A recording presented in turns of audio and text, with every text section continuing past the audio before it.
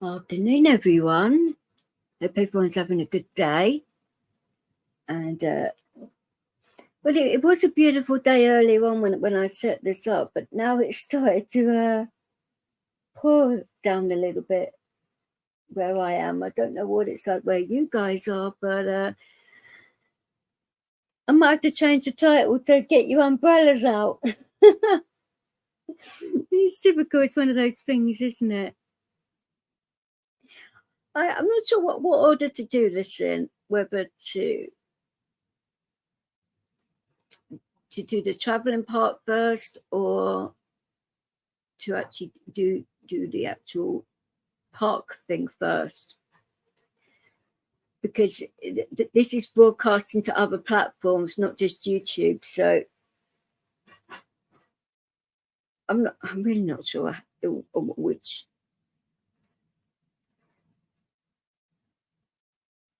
Probably so with the travel part one first, because there's a few things that I do want to explain about it. Now, I didn't mention this at the time because I'd loads of things going on in my head, and trying to work out the best way to go, because I would have used a certain station, but the lifts weren't working, so I had to sort of make detours and go to different places. Which, I've been to these places before, so it wasn't exactly bad, but it put a spanner in the works to a degree. So I do advise you that if you are requiring lifts, always call up the station beforehand to find out if those lifts are working. Because believe me, you could call up, say, the night before, and they'd be working, and then the next day they're not. That's happened to me a few times, and it has been bang smack in the middle of the journey. So that's why I always call up each station I'm going to that I know I'm going to need their lift, to make sure they're in operation. It's a very good piece of advice, and I think on my next travel video I will put in all the phone numbers and that you need to book services and things like that. They normally say to do it 24 hours in advance, but they've changed it to give them at least 3 hours warning, which to me, you don't always necessarily have to do that, but it's probably better to. But I didn't actually ring up that station because I wasn't going to actually use that particular station. I was going to use another one. So, and they were there ready and waiting. So I couldn't fault them at all in regards to that. Also, another good piece of advice is that any wheelchair users that use London transport, as in the buses or the trams, do not have to pay, which is a very good thing. So you get free bus travel on buses and on the trams. If you have a specific pass, like a freedom pass or a travel card or whatever kind of pass it is, then you always have to tap in and out at each station you go through, because you can get fined, which I think is a little bit of a silly thing, but you have to do these things. You have to pay on the overground and the underground, but like I say, if you've got passes, you don't, obviously.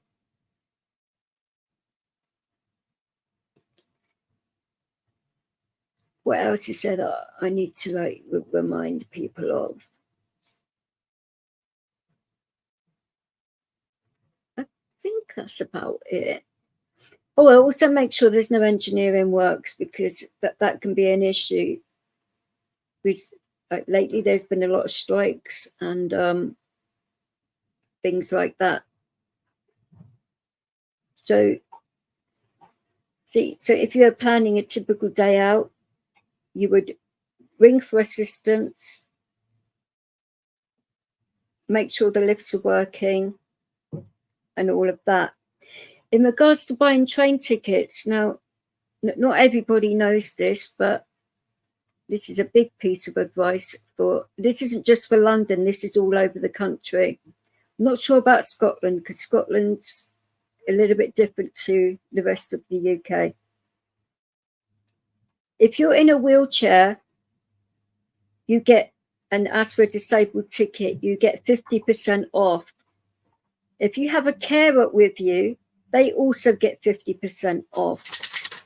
So you can get a disabled rail card, but then you only get a third off instead of 50%. So I was actually told not to get a rail card because it's a lot cheaper not to have one. So I was like, okay. So I thought I'd pass on that bit of knowledge to you. Right, let's take it from here, and I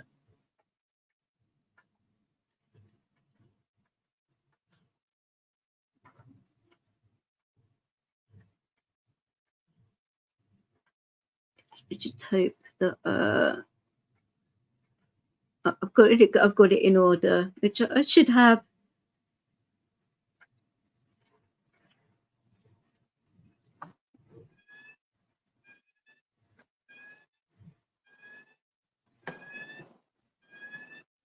Now, on London buses in particular, you have two doors, one at the front, one at the back. With double-deck buses, you go in through the back door. You have quite a bit of room.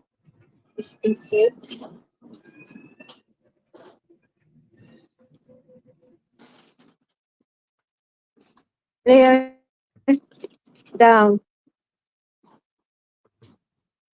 Forward. There's room for buggies if necessary. You have in the corner here with newer buses where you can put your phone, laptop, or loop system in there. But whenever you get on these buses, the blue button to let the bus driver know that you're getting off the bus is right here. There may be a pushchair coming on, so we just need to take our foot plates off to make room just in case. This is where it gets a little bit tricky when ladies get on with buggies, but it's okay. Wheelies.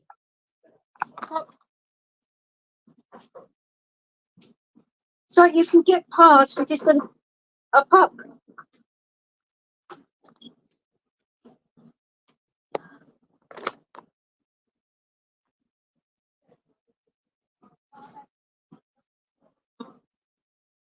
Leo, is that the way? That's it. Good boy. Right, move out the way. In you go. Don't forget your brakes, my love, because you might need them on.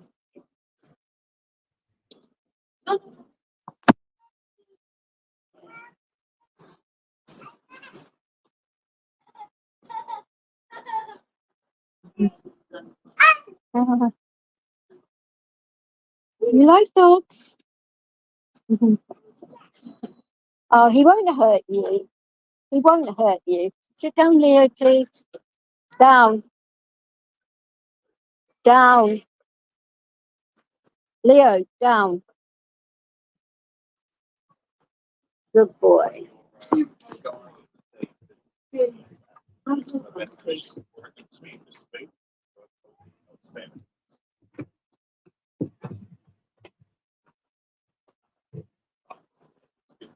Not all dogs are scary dogs. Ah, that's a cute teddy bear. Has he got a name? Oh, she is a pink. Silly me. Oh, wow. Pretty, pretty stars.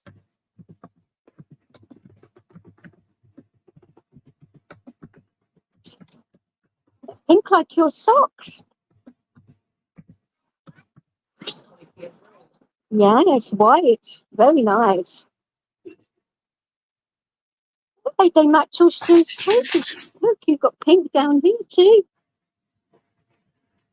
Very pretty. Yeah. He's got no pink on him because he's a boy, so he'd look silly in pink, wouldn't he?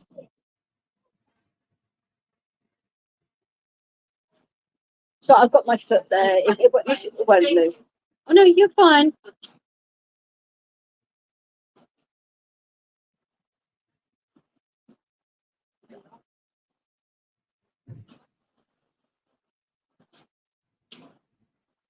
She won't go anywhere. You know my foot there.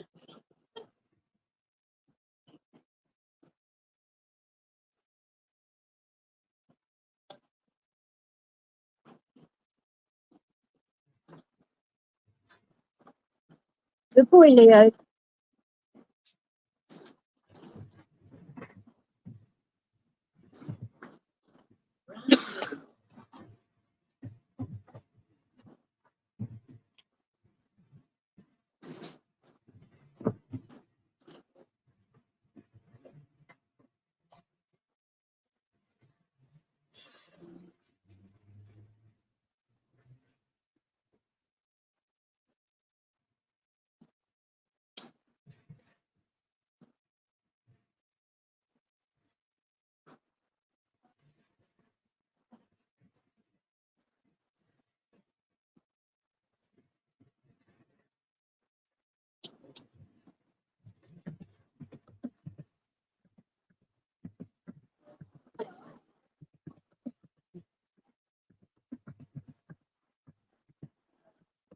The majority of London buses have air conditioning as well.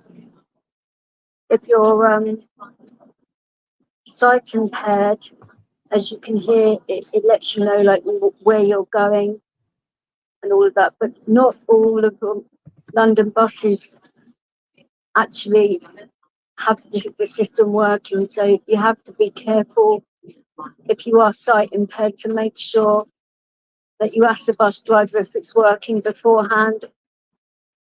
And if it's not, let the bus driver know, and that they will let you know when you're at your destination, and they would let you know where to get off and stuff. So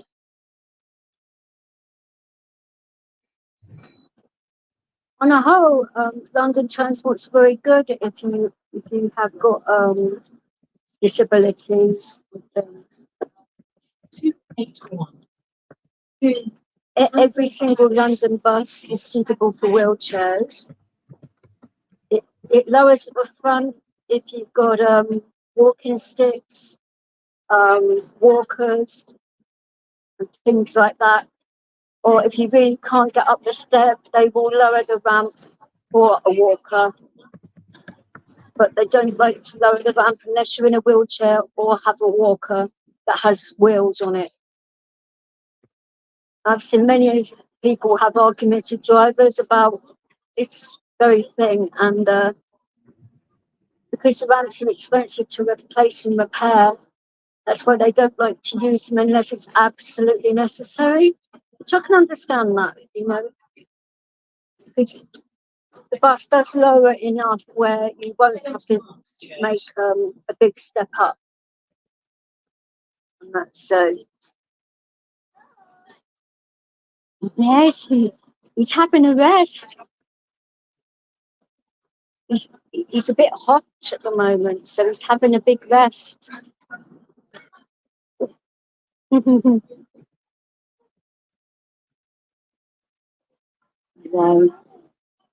yes, he is. Exactly. He's lying down.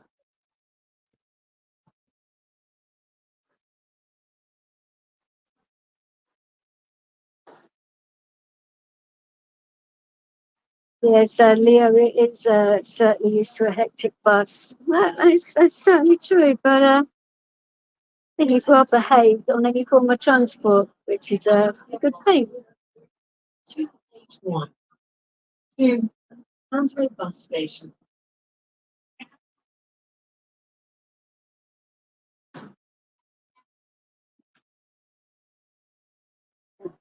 I am going to mute my mic for like 30 seconds or something, and I'll get back to you in a sec.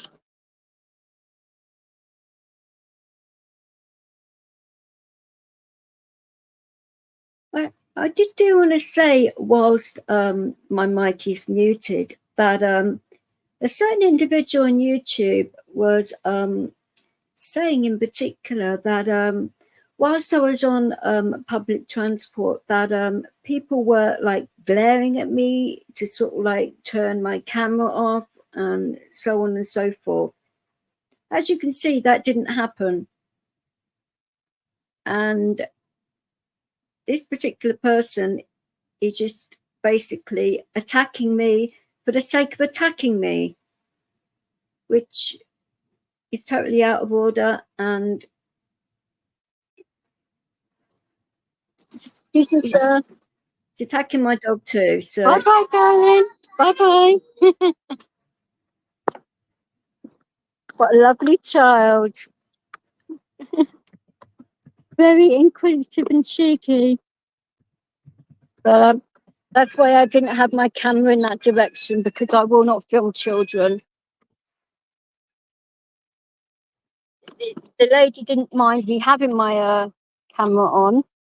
She knew I was filming, but she also knew that I wasn't filming her child. So she was fine with it. I can fully believe in, photography is not a crime. Everybody can film whatever they can see in public, which I do totally agree with. But there are things that I will not do, is purposely film children, because that is just wrong. If somebody politely asks me, and I mean politely asks me, I will blur their faces and whatever. But I don't like purposely stick cameras in people's faces and stuff like that. And we're going to be seeing the facilities of a station, and as you can see, it's a bit of an incline up to this station. There were lots of stairs, so I made sure in advance that the lifts are working at this station, so we are good to go at this particular station.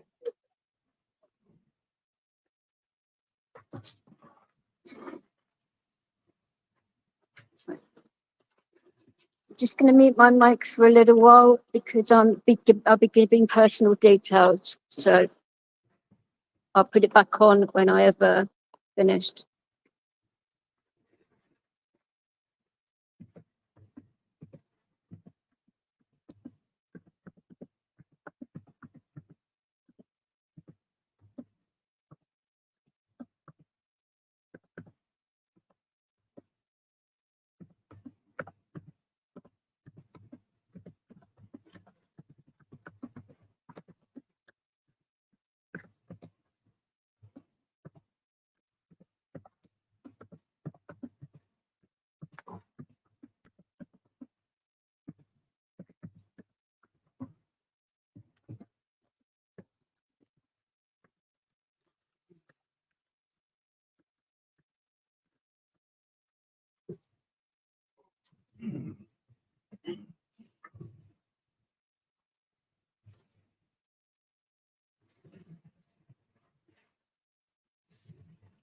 This is the thing,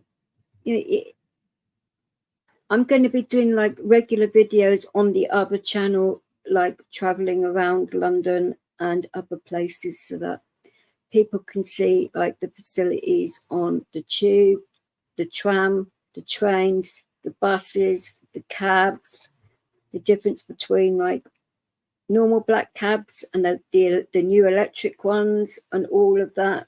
I'm going to be going through everything so that people can make a balanced decision on how they want to travel safely and the best way to save time, money, and things like that. For it's not just disabled people, it's for everybody. But sorry. Yes, that's right. Thank you. I'll let you start. Okay, platform 1, isn't it? Yeah. Thank you, darling. Have a good day.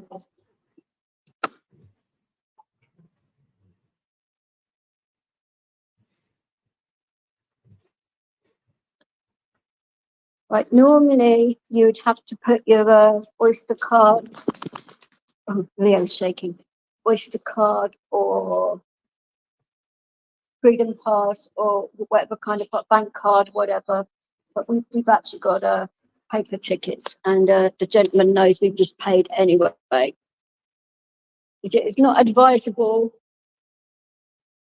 on busy stations, and I don't advise like bunking the train anyway. To be fair, but there's cameras everywhere, and it isn't worth it at the end of the day. I don't think so anyway, but that's just my opinion. And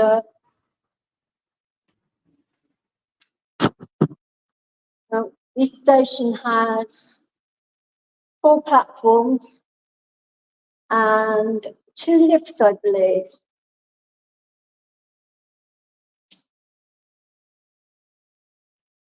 Each platform has staff on there to assist you on and off the train. Trains run from the station very frequently to London. Oh, no, he won't be frightened of, he's not frightened of anything, sweetheart. Believe that. Oh, no, that's space, darling, seriously. Yep. No, he won't. No. He's trained for this, my love. Oh, thank you.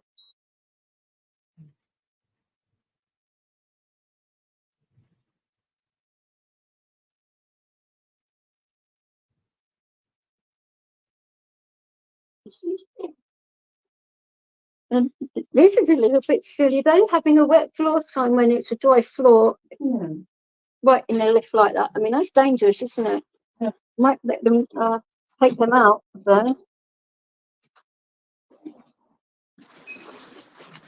Oh, goodness. Anyhow. Oh, my ticket's on the floor. Sorry, my love. Hang on a sec. Oh, yeah, I don't think it went down there. I hope not.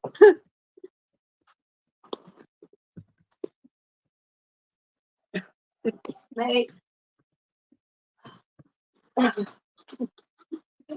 There's my mind got it screwed on. My goodness. Right. That was a bit silly, wasn't it? Me dropping the tickets, but hey, it happens when you feel like an octopus.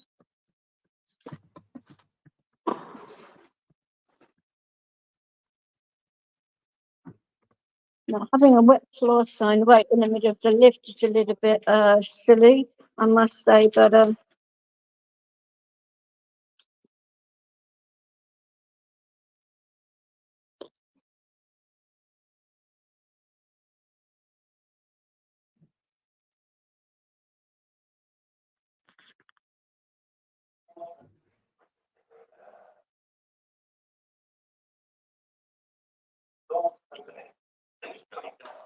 oh, there's more wet floor signs. Oh, here we go again. Doors closing.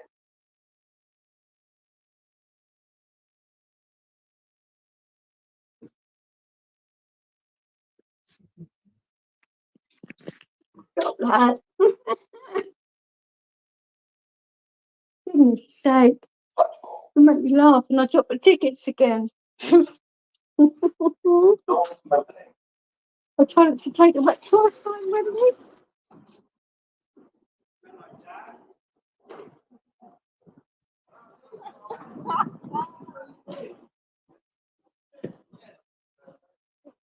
Did you change to yeah, thank you.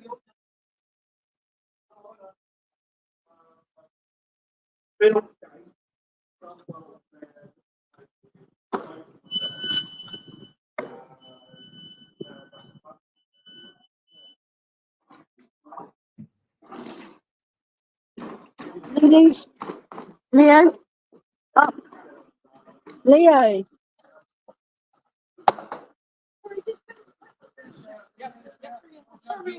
know.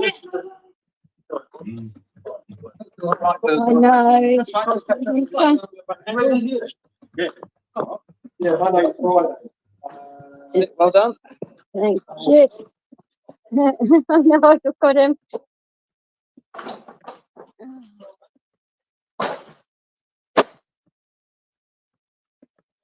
Yeah, take care.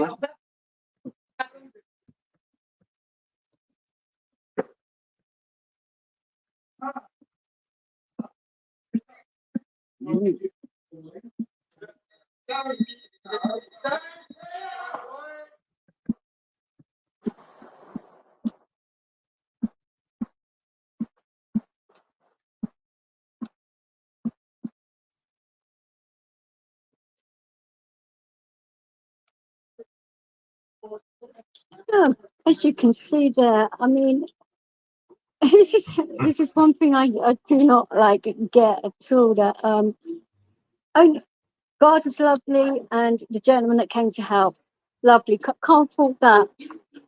But a passenger goes to go right in front of me while I'm trying to get up a ramp to get through the doors. I mean, wow. I mean, London transport. Oh my days. It happens, unfortunately. People, and the station wasn't that busy, and so people get impatient and can't be bothered to walk, a couple of meters to get into another door. Because obviously the train wasn't going anywhere and all of that. So, as you can see, this is a disabled part that let you go in. Got an alarm button next to you for assistance to get someone's attention. On these particular trains, if there is no station staff available, there is a ramp that is locked into place. So I am right next to the guard in his compartment. So if there isn't anyone about when I get off, go to my next destination, he will come in, unlock the top of the ramp with a key, which is basically the same ramp which you just saw me get on. Over the other side, you've got the same bit which has got seats and things for bikes. And on these trains, you have bins either side as well, which comes in handy because not all trains have bins on them because of 9/11 and all of that. Which I'm not making light of what happened to the victims of 9/11, but I'm not going to be talking about 9/11, obviously, because I've got certain feelings about it, and that is not for this channel. I mean, I probably talk about it more on my other channel because that is more of an adult channel. This is for all ages. Now, on these trains, it is very easy for mothers to get on and off with buggies, young children. It is, I think this is an 8, and it's either a 4 or 8 car train. I didn't actually pay attention because I didn't really have time to see when the train pulled into the platform. But I think it may be an 8 because of where the actual train pulled up to when I got onto the platform, but it's either here nor there. That there is plenty of room. I mean, I've chosen to travel at this time because it's not rush hour, and we're not going to get crushed or anything like that because it's happened before, and it's not very nice. Put it that way, but I want you guys to see, that people with conditions can easily get out and about and enjoy London as much as possible. It has changed a lot over the years. I mean, yeah, okay, that there's been a lot of news stories about people in regards to like vicious crimes and stuff like that.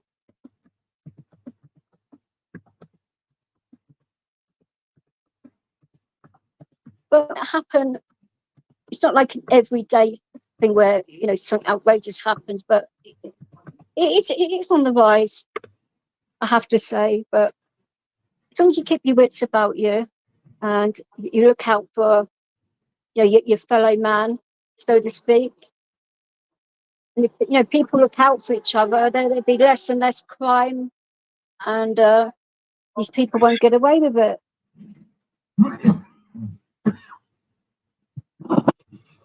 Now, as you can see, like when I was on the bus and now the train, how nobody has abused the dog, nobody has hit the dog or anything like that. Obviously, I'd advise to bring as you can see down here.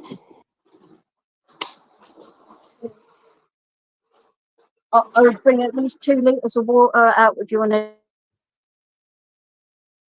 day like.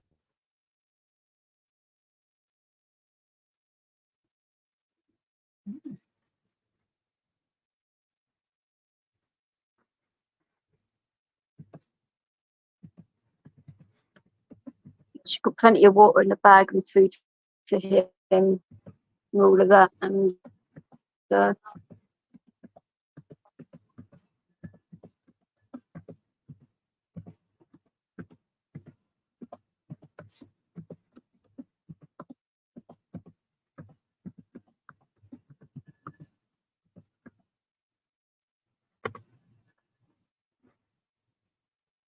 but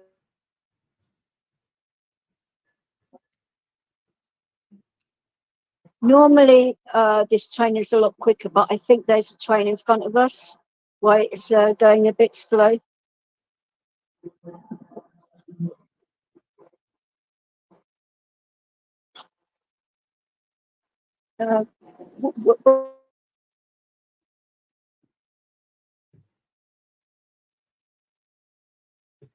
When you actually, if you are in your chair, and it always takes a little while for the train doors to open. So obviously don't panic that you're not going to get out the train. And I mean, it's only happened a couple of times where the station staff have forgotten and I've had to go to the next stop down, which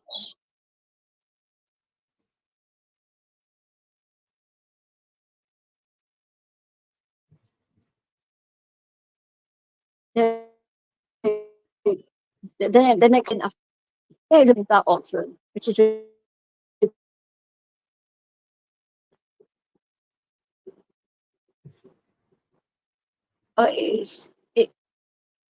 it's absolutely gorgeous weather out here.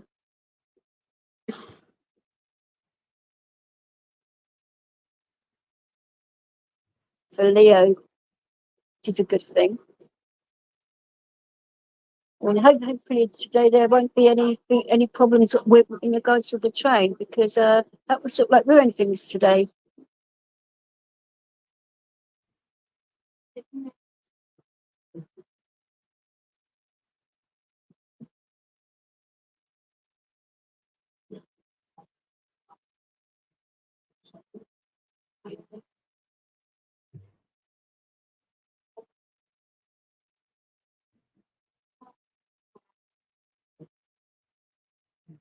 Oh, also, I would advise if you have got conditions and things like that, and you are traveling with children, not to use this particular train or others going into London on football match days, because it can get very crazy on these trains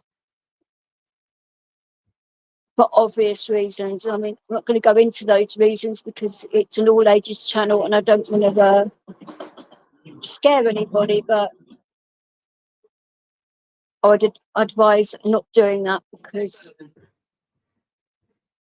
I was caught on a train and a mini riot broke out on the train. This was quite a while back now, and the dog hasn't forgotten about it. So he's behaving himself now. He's not worried or anything like that. So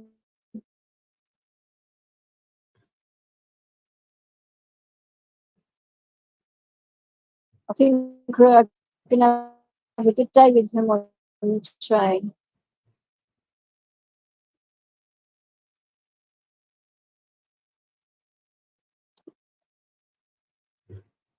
Yeah, you know what station this is, don't you? Hey, but we're not getting off here though.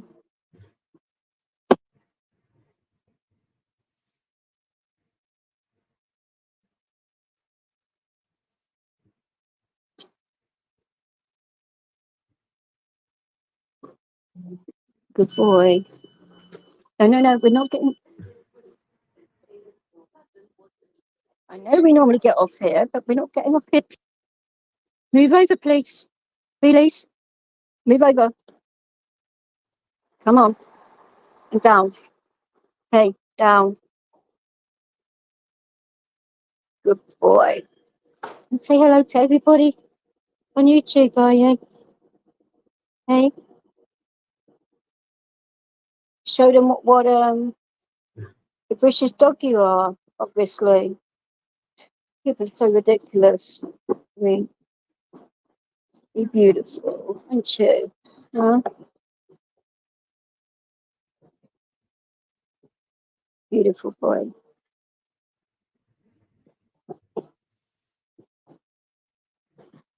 It's like I said, I can't have the connection on the train. It is what it is, and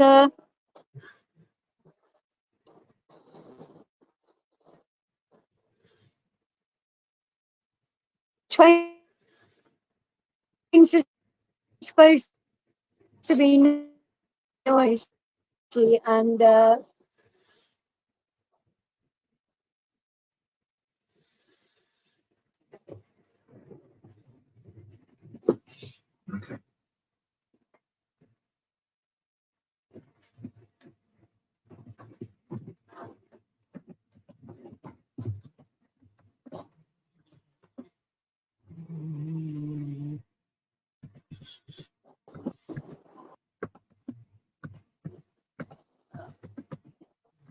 didn't happen to notice whether this is a fast train or not. So, yeah.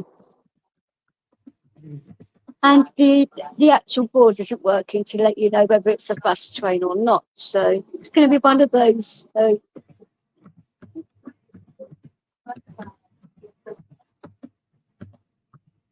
I'll be able to tell, like, at the next station whether it's a fast train or not. Which I think it may be the case.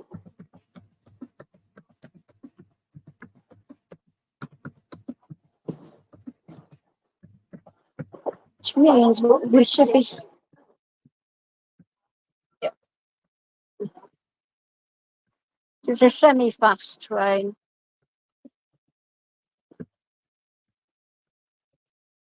Which is okay.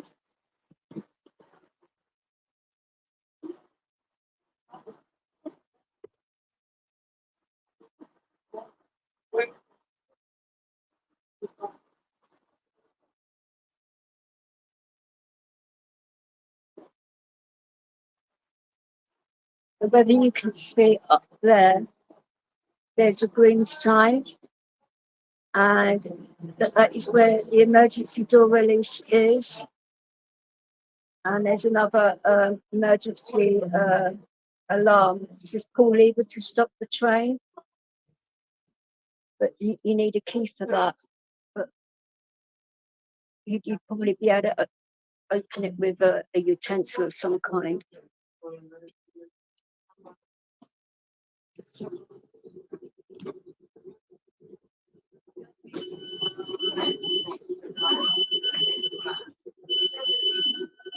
As you can see, there is a bit of a drop. So for this station, you would definitely need a ramp. But I don't particularly use the station, so I don't know whether it's actually a disabled access station or not. I would have to find out.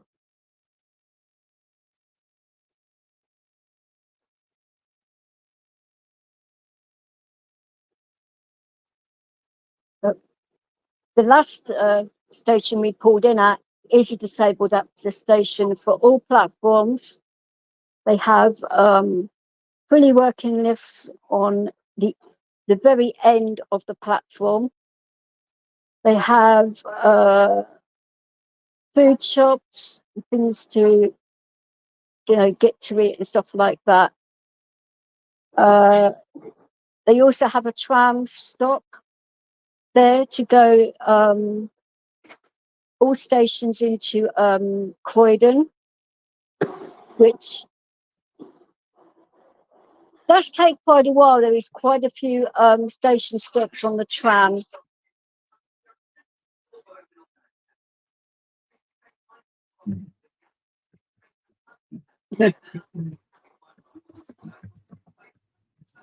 We are getting off at this station, which should be fun because this station is always chaos. So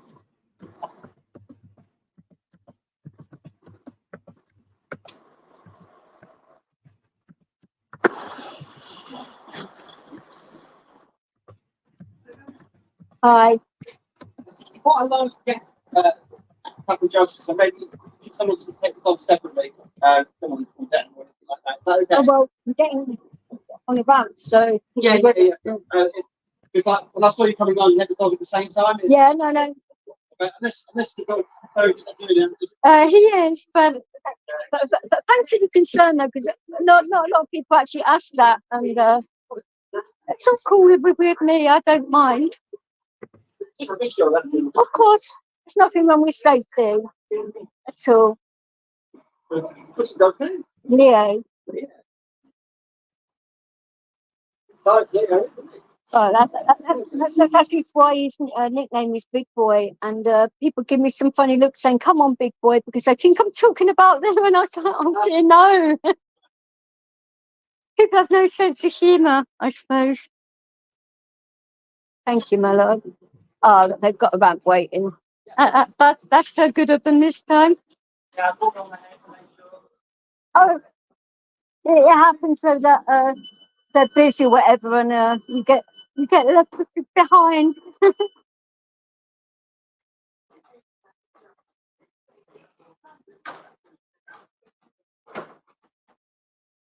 Oh, I see what you mean about. Whoa, now that is quite a steep one, isn't it? I see what you're saying now. Yeah, I've turned my chair down, so the speed will be. But I'm an expert at this, so you don't have to worry about me. Right. Have a safe journey, yeah? And thanks for the help and your concern. So,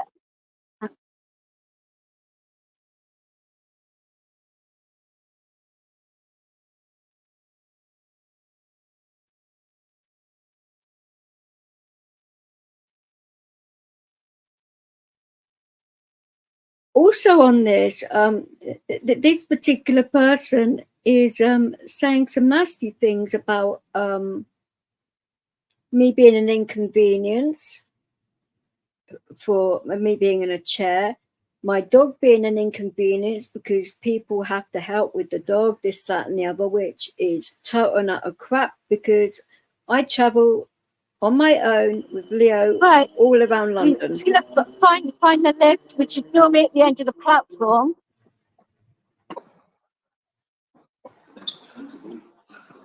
Is Southwestern Railway service to London Waterloo, and London Waterloo. This train has 8 carriages. See, I was right about having 8 carriages. Yeah.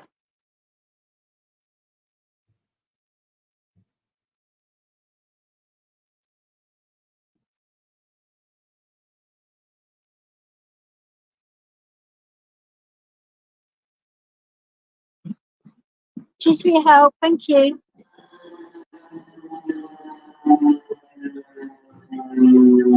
As you can hear, it's a very loud and busy station. This is one of the busiest stations in London, in fact. But they've actually refurbished it like quite a few years back. But before they put lifts in on all platforms, you had like a snow plow type machine that you would have to get attached to, and it would go down the stairs like that. Oh, it would give me a heart attack every time. And half the time they would not be working properly, and you end up getting stuck and stuff like that. That's why they refurbished the whole thing. Oh, you're welcome.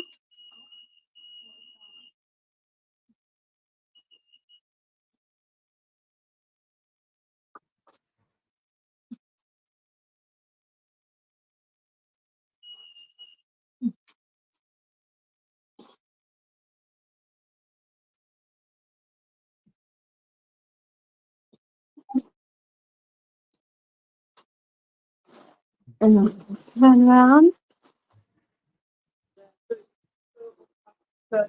Sure.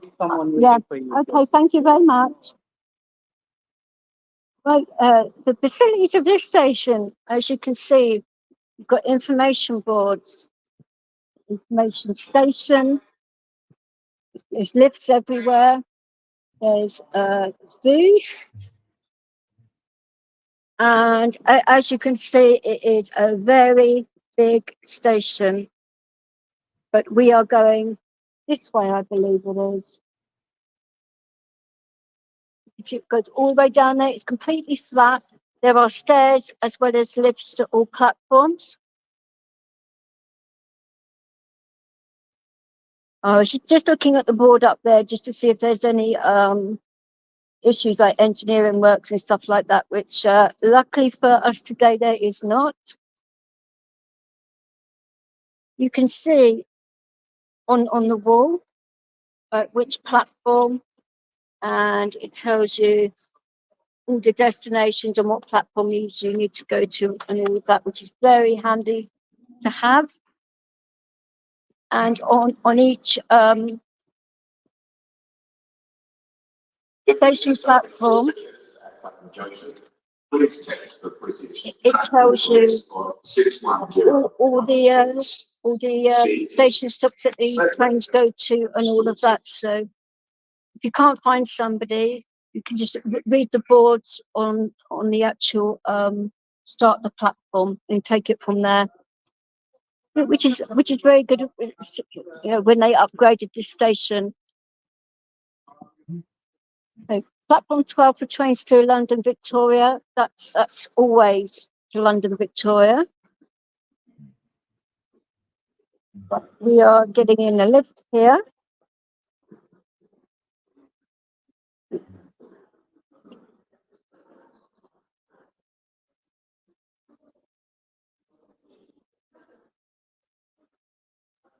I'm going to show you further down the station that you can sort of like see. As you can see, it's quite a busy station here, and people just everywhere. Try not to run anyone over.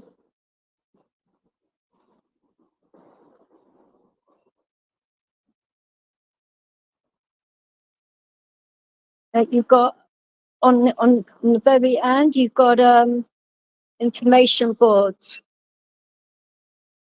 planned closures, This is Monday the 11th until Sunday the 17th of September, which is on the Underground, District Line, Piccadilly Line, London Overground and the DLR. This one changes the train times until the 17th of September.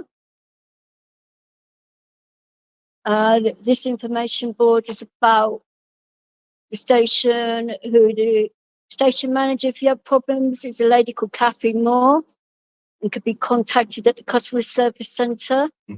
See below for details, which it gives you like lost property, assisted travel number, customer service centre, number for Network Rail, and there's a map of the station. And in here you have got a network map of the area and stuff like that, which is quite handy as well. It's quite a lot of information at the station, and then you've got like interactive boards as well. Oh, there's a lovely little dog here. Right, right.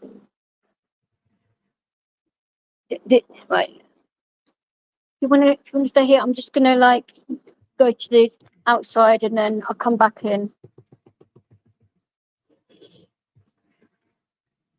Right, the toilets are normally here, but they're upgrading the station, so I think you'd find toilets at the other end. You have ticket machines outside the station. Also, you can put your bikes outside. Right here, it's normally a taxi rank. They're using like a portable like toilets for the time being, which I don't think. I mean, it says it's wheelchair accessible, but I do not think I would fit in there, and I don't think would even attempt that at all. And obviously, you know, there's coffee machines, but all the way down the side is Clapham Junction Town Centre, where you've got like shed loads of shops and things to do if you've got a long wait for a train. There's plenty of restaurants and stuff like that, and other facilities there which you can use if needed. They've got electric bikes to hire as well here, and quite a lot of people are using the actual bike park, which is quite nice to see, I suppose.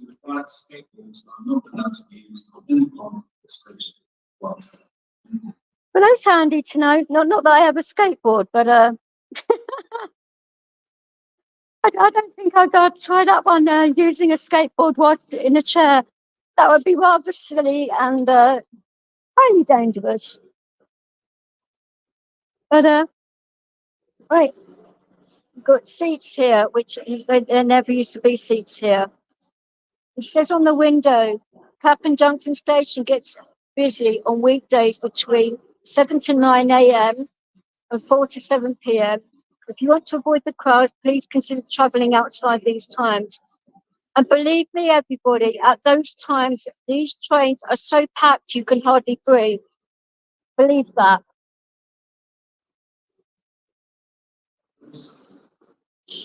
We're going to find the lift I particularly need and find out exactly how long the actual train is.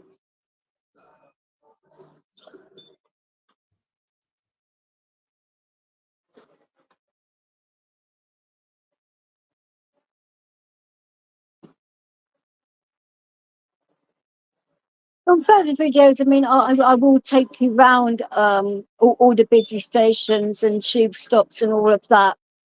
But I'm not doing that today. I'm going out for a specific reason today. Right. I'm going to move out the way because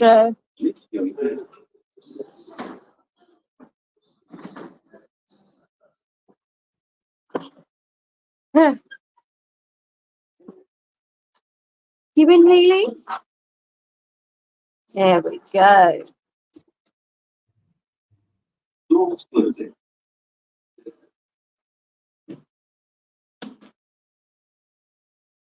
There is an alarm, which is the yellow button here.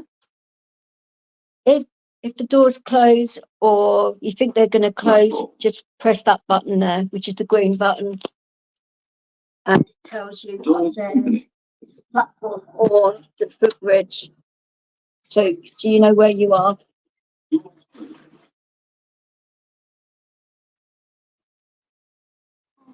No, it's Brighton. Yeah. Okay, no worries. Thank you.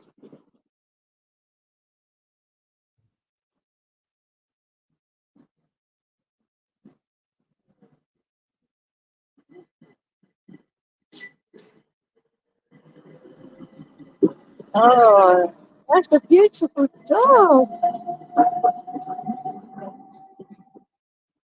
It's a lovely spaniel, which, Leo, you're not going to play with him. No, no, no. This is not a dog park. It's 13:45. Southern service to Reigate. Golden. Red Hill and Reigate.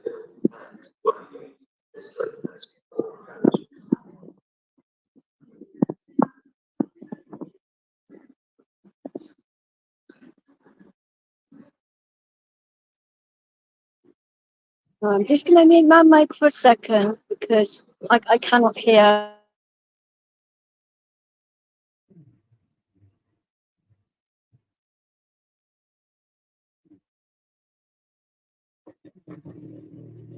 Yeah, I don't think you actually appreciate when I've got my phone on me how loud it actually is at that station. With all the trains going through the station, it like vibrates through the station, which my phone isn't picking that up, but I could hear it. And with all the other noise as well, it was quite difficult to hear specific things that were going on, which I don't know whether like it would bother in anyone in particular, but if you've got like ears like a bat like I have, it's just too much noise that you have to filter it all out. And I suppose it's about having DJ trained ears that happens automatically with me, and it just gets too much to like listen to, so I have to like switch off, if you like. Just one of those things.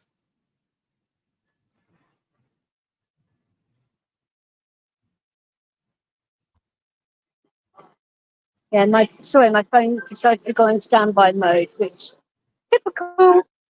It's one of those things when you're at the station, especially one of the busiest ones in London. Things happen.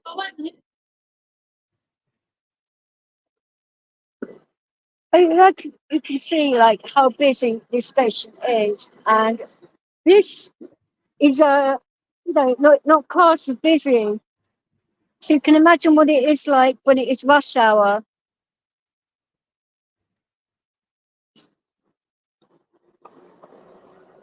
So it's good advice on what that board says to avoid those times, because like I say, it is very crazy. Southern service to London Victoria. Golden Battersea Park and London Victoria. This train has 10 carriages. Some stations have short platforms. If you like Battersea Park, you will need up to 8 carriages off the train. Customer announcement.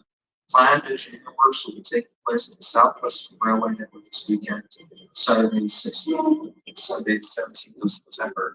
Stays, Windsor, Hull, Temple Green to Crooker, Bracknell, Camberley, and Hayesmere to Hampton areas will be affected. For information, please visit southwesternrailway.com/engineering. Thank you. I don't know whether you just heard that, but there are some engineering works this weekend.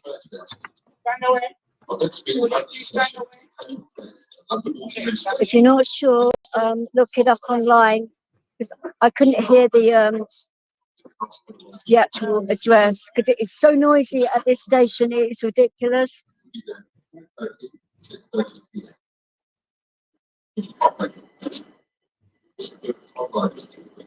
I mean, I would rather have not come to this station if I could have helped it, but they were advising this is the best station to go to, so taking it from there, isn't it? You know.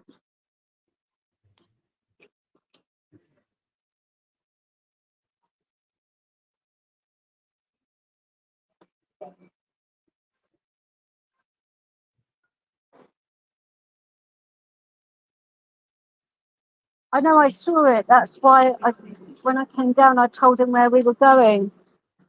But he didn't say anything of when the train's coming or anything. He just buggered off. Which is very handy, I must say. Hello. Exactly. You're not. Oh, that is something I haven't seen before. An accessible trike. Wow. I bet he still gets plenty of exercise with him using that because that would get some speed out of it. My goodness me. Wow.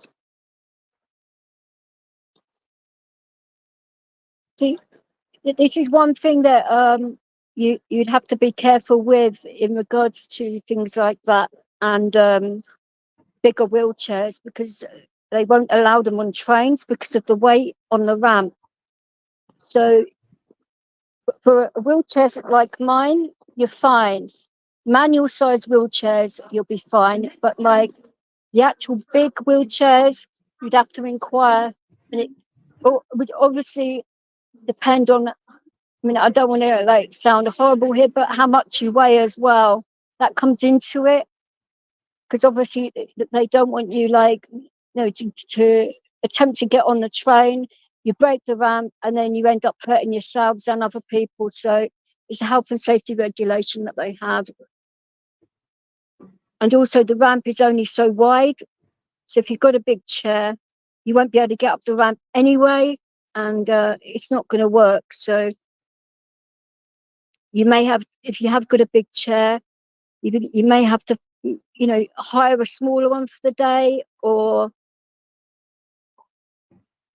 I mean, I don't know where you'd actually, be able to hire wheelchairs. I've never had to, so but I'm sure you'd be able to look it up online. 1353 Southern service to Littlehampton via Gatwick Airport.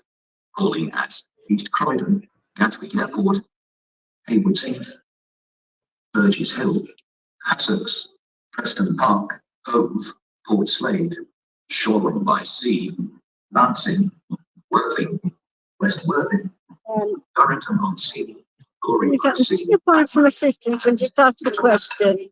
This train Hold on has a moment. 8 carriages.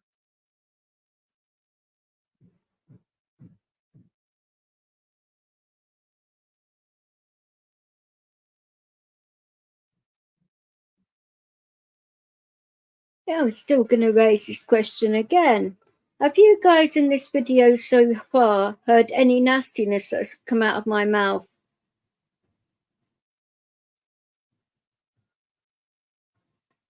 Because this is how I always talk to people when I'm out and about and all the time. It's not put on for the camera at all. This is how I am. I was brought up to speak to people with dignity and respect, which is what I do. So I was quite shocked when this individual that has been, harassing me online has come out with that I'm one of the most evilest creatures around by being such a nasty person while I'm out and about on transport and stuff like that. I'm demanding with the dog. I take up too much room with my chair, which he calls my hot rod.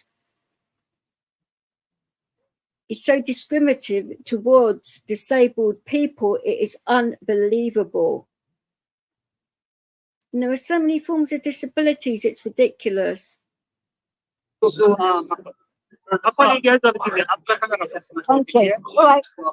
That's all right. I will follow him.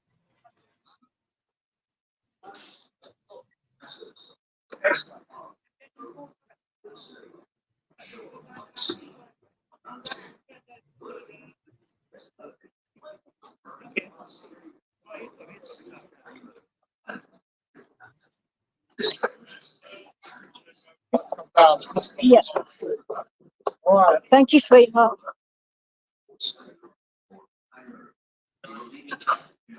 So carriages off the track. If you are travelling to London, you will need to travel 4 carriages off the track. If you are travelling. Get off.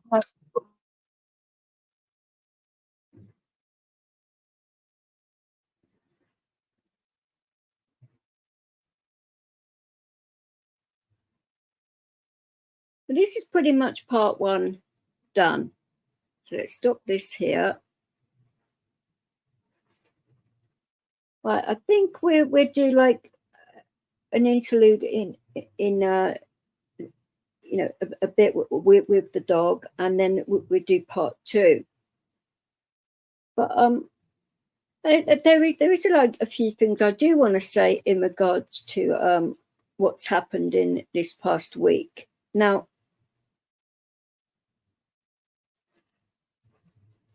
I am not going to like keep on going on about this, unlike other people, because what would be the point? Because I'm not dealing with it anymore. It's out of my hands. And a few people were asking this certain individual about police investigations, and that person turned around and said, oh, I don't have any investigations going on at the moment. Well, he lied to you, ladies and gentlemen, because he does have investigations going on. Whether he believes it or not is another matter, but I know for a fact that he's got investigations going on because I was the one that reported it. I told him I was going to do so. I warned him I was going to do so. He carries on with the abuse. He carries on with the harassment, the cyberbullying and everything. So it is disgraceful, disgusting, and I've been weight shamed him up like my disability. They've also said that whilst my camera's not on, I'm dancing around and stuff like that, which is absolutely ridiculous. How can I fake x-rays? My orthopod, my neurosurgeon, and stuff like that.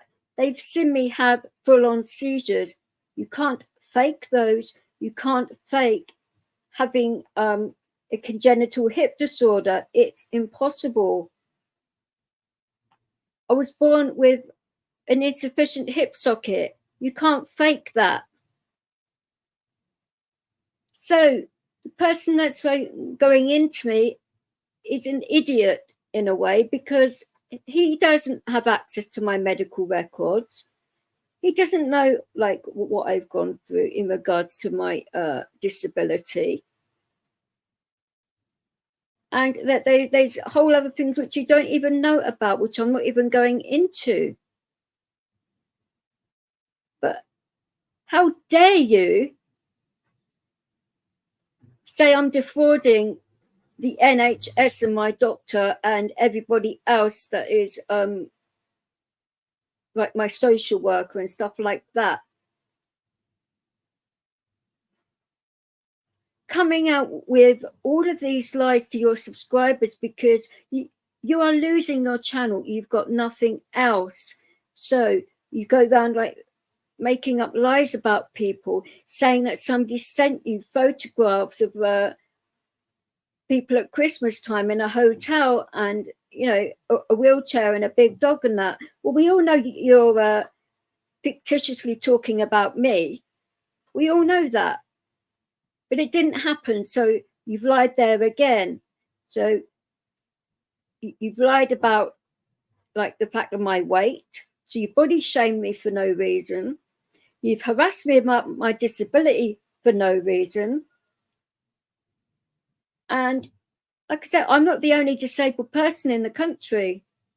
So can you think how many people you're actually insulting here?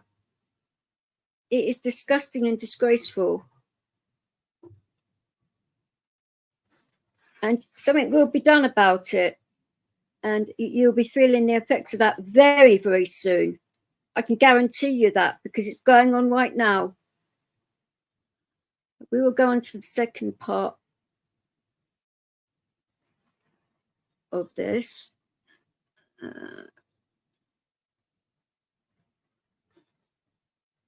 Something a bit more light-hearted, I think.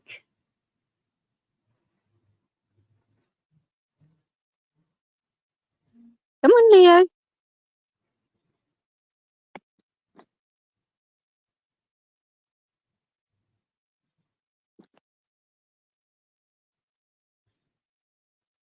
So that the lighting is what we're in a shaded part of the park isn't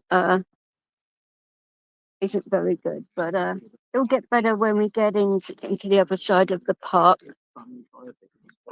and take it from there.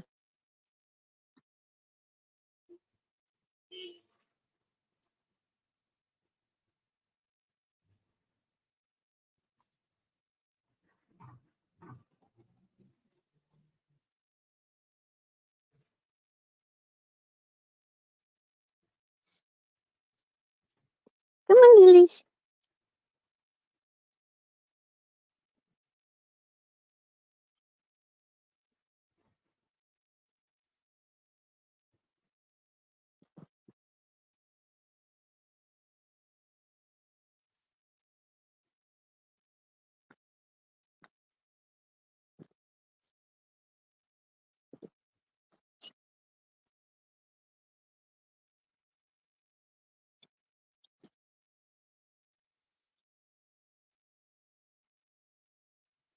This is my least favorite part of being a responsible dog owner. I'm going to turn my camera off whilst doing this, because I'm sure you guys don't really want to be seeing this, because it's rather disgusting. Hold on a sec.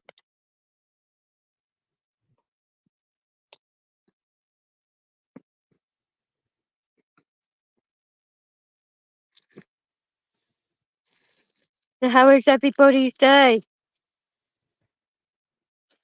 Hopefully you're all having a lovely day and enjoying this gorgeous sunshine.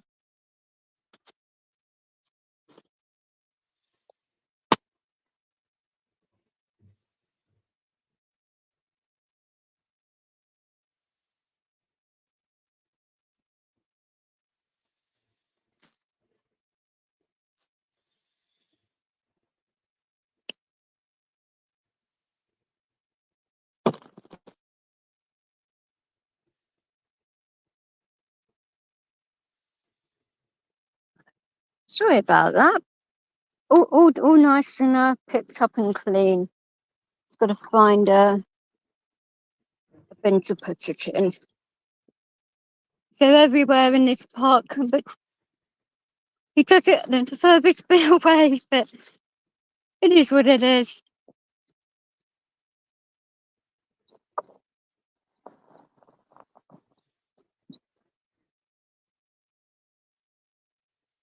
As you can see, all picked up and all clean. Oh, Leo's found a friend. Lilies! Come on! Good boy! Come on! Lilies! Come on!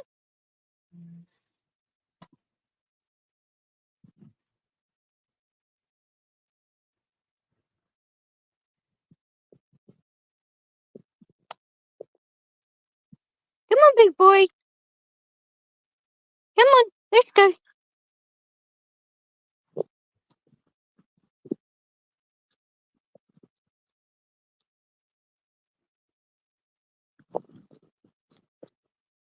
Good boy, aren't you? Hey, you find a nice friend. Now where you going? Hey?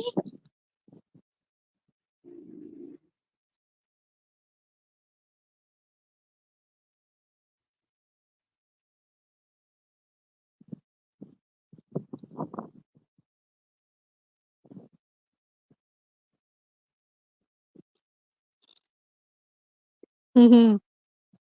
Yes, he does like rolling around in the mud and taking half the park with him, but it's just him being a goof, which is what I like about him, really. Come on, big boy, this way.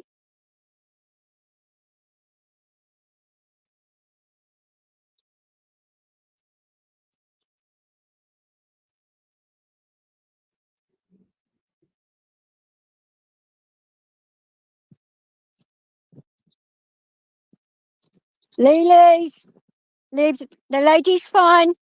Leave her alone. He was just making sure you're okay, my love. He won't hurt you. Yeah. He's a working dog. He was making sure you was okay because you was bent over. He's making sure you was okay. That's his job. Okay? As you can see, people get a little bit excited when I don't know whether you saw that the lady was bent over and Leo was concerned about the lady's safety and welfare. He went to check and see if she was okay. And of course, the lady freaked out, which is okay for her to do that a little bit, but showing fear around big dogs is not a good idea. Luckily for her, he is a trained working dog, so he isn't reactive to things like that.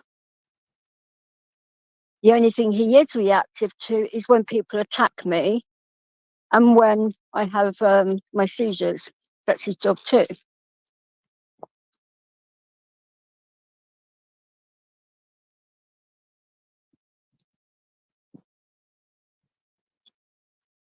As you can see, you know, he's a very well behaved dog.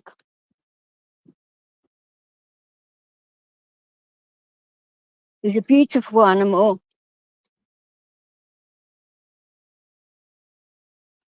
Very calm, good natured, loving, but not in the way that some people have portrayed online, which is disgusting, by the way.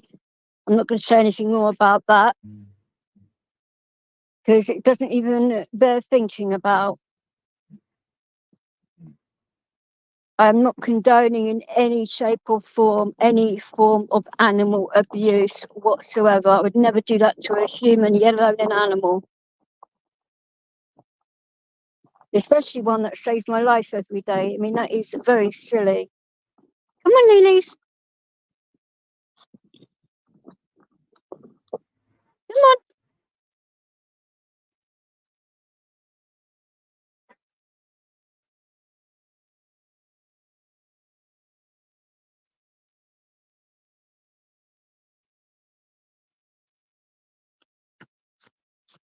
God, I think I'm wearing half the dog on me, actually. Goodness sake. His hair gets everywhere.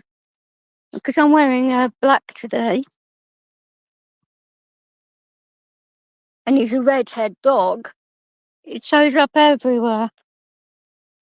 But there you go. Oh, by the way, any females or young females, teenage females, even males, in fact, I have been had to go out online about weight in particular, and I'm quite passionate about this. That I don't like people that attack people about their weight and their looks. and things like that. Hello.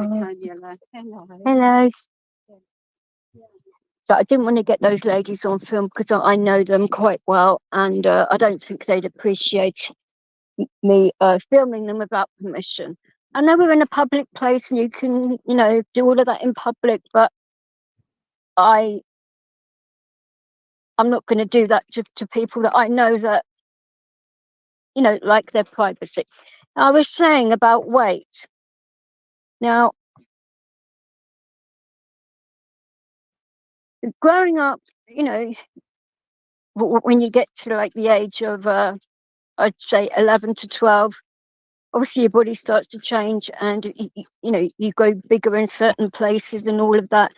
That's, you know, perfectly healthy, and you should be happy with the body that you've been given.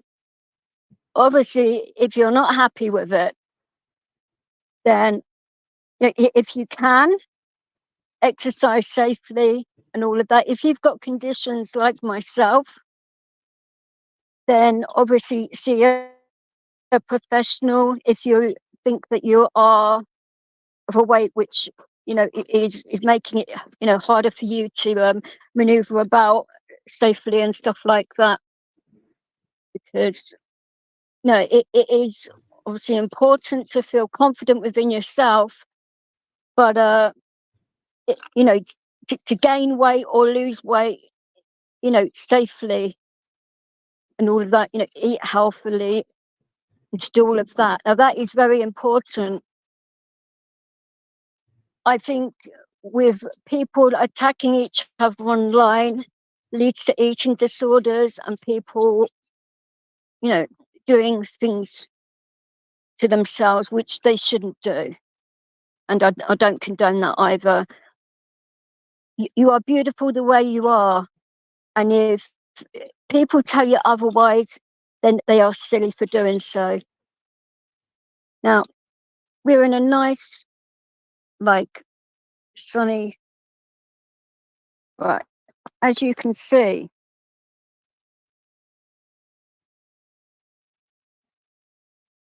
But I am not a heavy person. And like I said, all along, I am a 5'3" slim woman. And people saying otherwise, like I say, is disgusting. And you know, they should be ashamed of themselves, quite frankly. Like, yeah, a good form of exercise, if you can, is swimming. I've done that a lot through my life. And that is very good, you know, if you're in a chair or whatever, but make sure you've got somebody with you so you can get in the pool safely and stuff like that. And obviously, you know, if you've got, you know, seizures and stuff like that, let the person in the pool that's monitoring the situation know that you're there and what conditions you have. I mean, I don't need to do that because when I go swimming, I take Leo with me.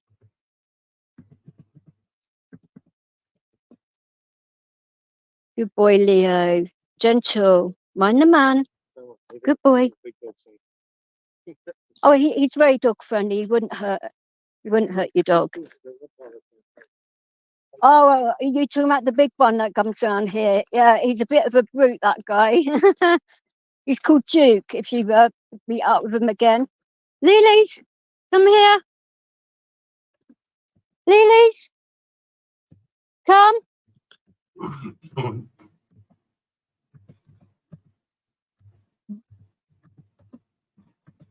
Leo, come here. He's just having a pee. Typical. You gonna have a drink? You're gonna go in the water? This park is very nice because as you can see down here,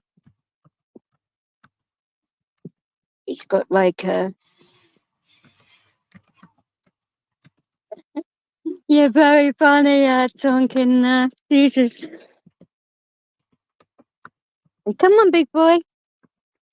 And that's the dog I'm talking about before anybody gets funny about it. My goodness me.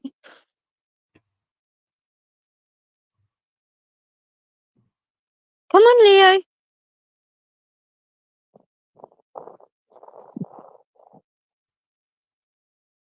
Oh, dear. Hey, Kay, how are you doing? Yes, I am talking about the certain person you're referring to. Yes, darling. And I don't know whether you saw his live stream yesterday. That was all about me. And I didn't report him and get his channel taken down with StreamYard. I just asked StreamYard a question to prove that you can talk to StreamYard straight away, and they give you an answer straight away. I just proved he's a liar. And then he accuses me of being responsible for doing it. Now, if I'd have done it, I would have come out and said I've done it. I wouldn't have cared, but it's being dealt with, sweetheart, so I wouldn't worry too. It's all right. He's going to be feeling it more than I am. Leo, out of that park gate now. Lily's out. That's for the children. He's going to be feeling the sting of this more than I am because I warned him what would happen, and it has happened. So he'll be receiving a visit soon from you know who. Obviously I'm not talking about any of my family or anything. You know who I'm referring to now. So yeah, I know you've been doing a little bit of things about him. I mean, I don't know what his problem is. I really don't. Because myself, I've done nothing to the gentleman at all. Calling him a gentleman is being, kind, but this channel is for children, so I have to watch what I say and my language and that. But yeah, this is the dog he was talking about, which if you saw that live, yeah, it's absolutely disgusting. He's a seizure alert dog, so yeah, it isn't good. So, and what happened in regards to the guy up at the Wirral? I mean, he hasn't learned his lesson at all, and now I think the authorities are going to take this a lot more seriously because, as you can see, I am in a chair. I am heavily epileptic, so all of that stuff you were saying about epilepsy was in reference to me. So hate crimes were coming out of his mouth left, right and centre, and the police agreed. So, like I say, I warned him. He can't say I didn't warn him because I did. Anyone that comes after me now is going to get the same thing because I am not being anyone else's scapegoat anymore. Now, I'm happy within my life. I'm enjoying my life.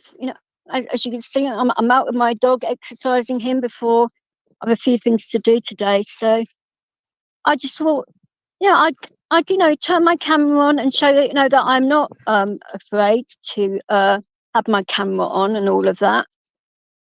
And I have shown that, I am a slim person and I don't look as though I'm a person with 2 Dunlop ties. I mean, that's ridiculous. I mean, it wouldn't bother me even if I was a big girl in that way. I'd be exactly the same person as I am. My mum brought me up to respect myself and respect my body and respect other people, which, I've been doing that every single day ever since she passed away and even before that. Let's just close this gate because it's unsafe for people that have dogs.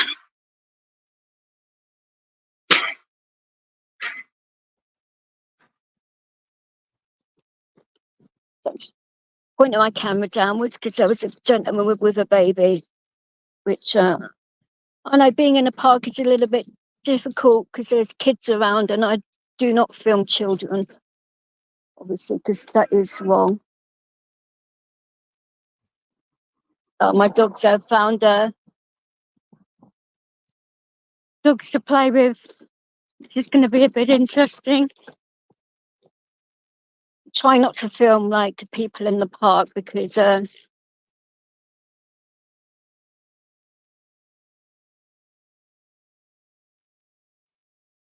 Lily's gentle. That's all right. Don't worry about it. He's not bothered. Lily's. Leo. Sorry about that. Goodness me.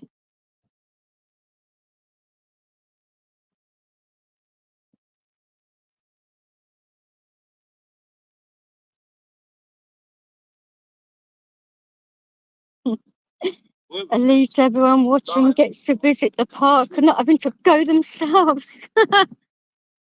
Oh dear. Who'd not want to go to this park? It's lovely. You know?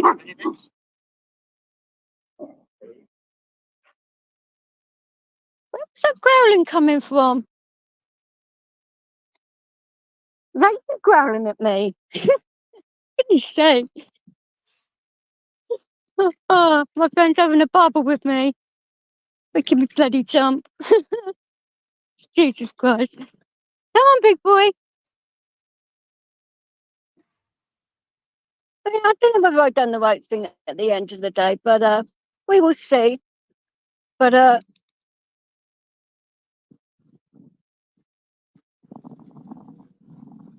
I got some reassurance from the boys in blue.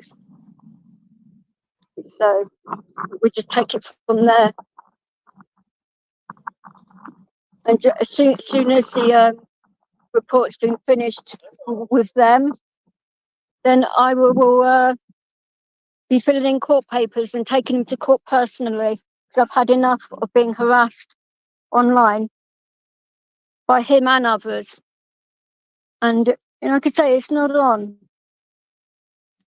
It's also to show, youngsters that are coming onto YouTube and other platforms that this kind of thing does happen, that there are steps you can take. Leo, move away. Good boy. And it's just one of those things. I mean, I'm going to be doing some more filming today. But Leo is like near enough finished his walk now. And I will upload, the videos that I make through the day and take it from there, I think. Because obviously I'm not going to be like showing like road signs and things like that, because then things like doxing happens and that never goes well.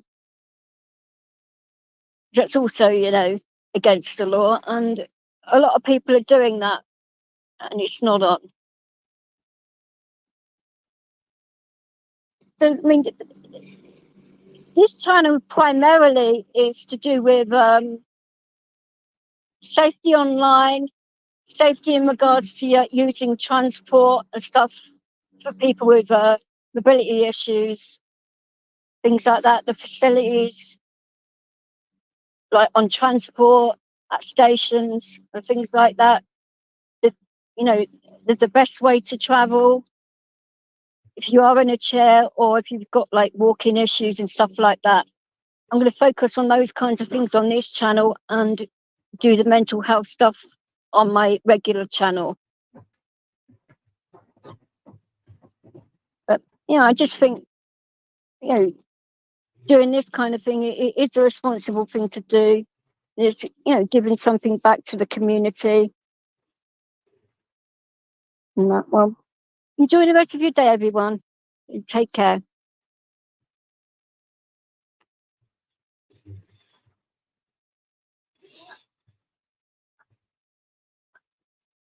I'm going to put the second part of the train journey on in a minute. Now, I do want to reiterate here that I certainly wasn't responsible for taking anybody's StreamYards down. Why on earth would I bother with that? What I was trying to prove was, at the time, how easy it is to get hold of StreamYards. Because the particular person was making out that it was difficult to get answers. It was going on about emails, this, that, and the other, which I knew. There's a live chat function, which you can talk to StreamYards at any time. Because I'd spoken to them a few days previous to that about something completely different. It was about my new channel. I wanted to see how easy it would be to merge the two channels on StreamYards rather than having to get two separate ones and all of that. And because I knew enough done it, but there was something I was missing, and they went through that with me quite quickly. So I knew full well that what was being said was not true. So I just thought, okay, I've got to spend 10 minutes or so. So I just wanted to prove that the guy that says all these terrible things and brings up innocent people's names constantly, tries to drag other people into stuff, thinks it's his God-given right and business to know everything about everybody. I mean, he wants people to go over to other people's channels to find out exactly what's happened in regards to Plastic Paddy. But quite frankly, it's none of anyone else's business what Paddy does. If he wants to take a break, if he wants to focus on his work, his family, and all of that, that's his business. It's got nothing to do with anybody else. So your life is that boring, and you're running out of material for your channel. So you're like getting other people to do your dirty work in a way. Now you would think, wouldn't you, that in a planet as big as ours, that you'd be able to find like news to talk about which doesn't involve lying about people, being nosy into people's lives, and being nasty about it. I just think that is bang out of order on all levels. I mean, it doesn't just happen on YouTube, it happens on all platforms, and it would be nice if it was to actually stop, where people are kind and considerate to each other. If you don't like a person, keep away from them. That's what you do in the real world. You wouldn't speak to people, I say in the real world because, well, this is still happening, but say in particular that one of these people bumped into me into the street.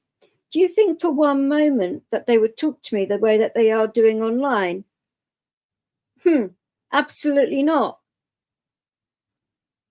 So what gives you the right to talk to people like that online? It doesn't, quite frankly. And the same laws apply as they do in public, as they do online.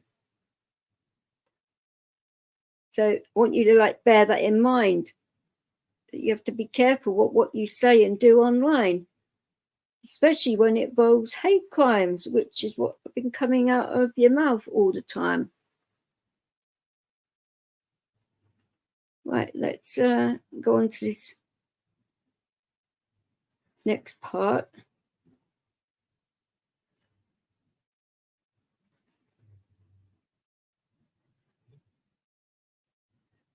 make sure I've got the right bit.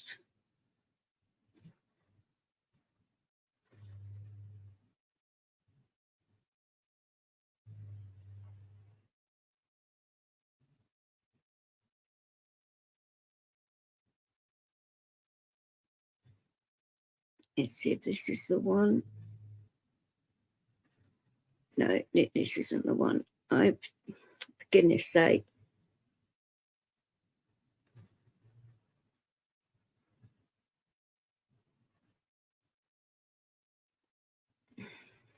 Let's take this, take two. It's always a technical difficulty show every now and again on here, but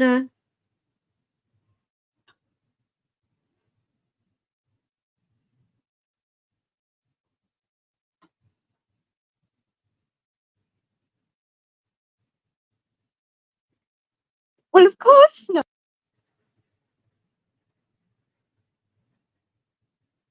there, I think we're right, all right now.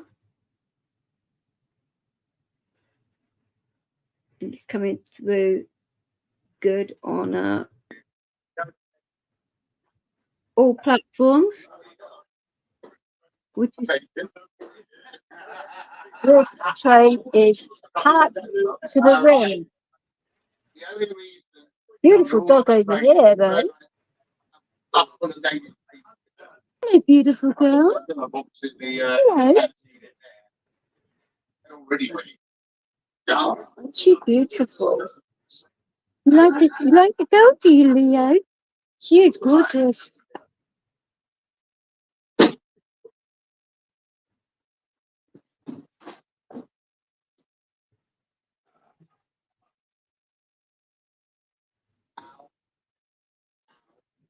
Are you okay, sir? Are you okay? There is actually a seat there. Uh-huh. There aren't any. I can't see any plug sockets anywhere, sweetheart. Is there one under the seat or something? Oh, I bet you do. Like I said, I've never seen a chair like that before. I bet it you can really floor it, can't you? Uh-huh. Oh, I see. I bet you do. Down the seafront, one man. Oh, I'd love to see people's faces for that. Oh, People don't ever say to me.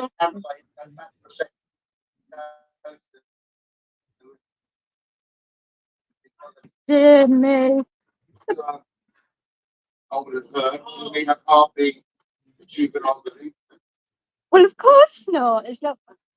The right, I reckon. Well, quite. Nicely, cause a blockage.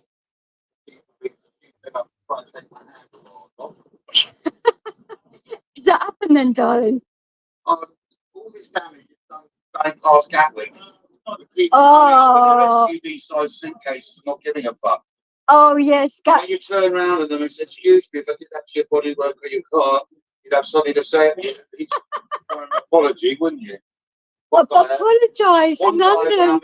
His whole family, and they really didn't care. And he even went back on the way out. He got it. That's why I actually got off the train at that point, followed him all the way home, and then went down the side of his BMW M series several times. Just to make a point. Until it was dented up sufficiently of about 20 grand's worth of damage. He wasn't too happy, funnily enough. Oh, I wonder why. Yeah, well, it's tough shit. Would you in the service, my love?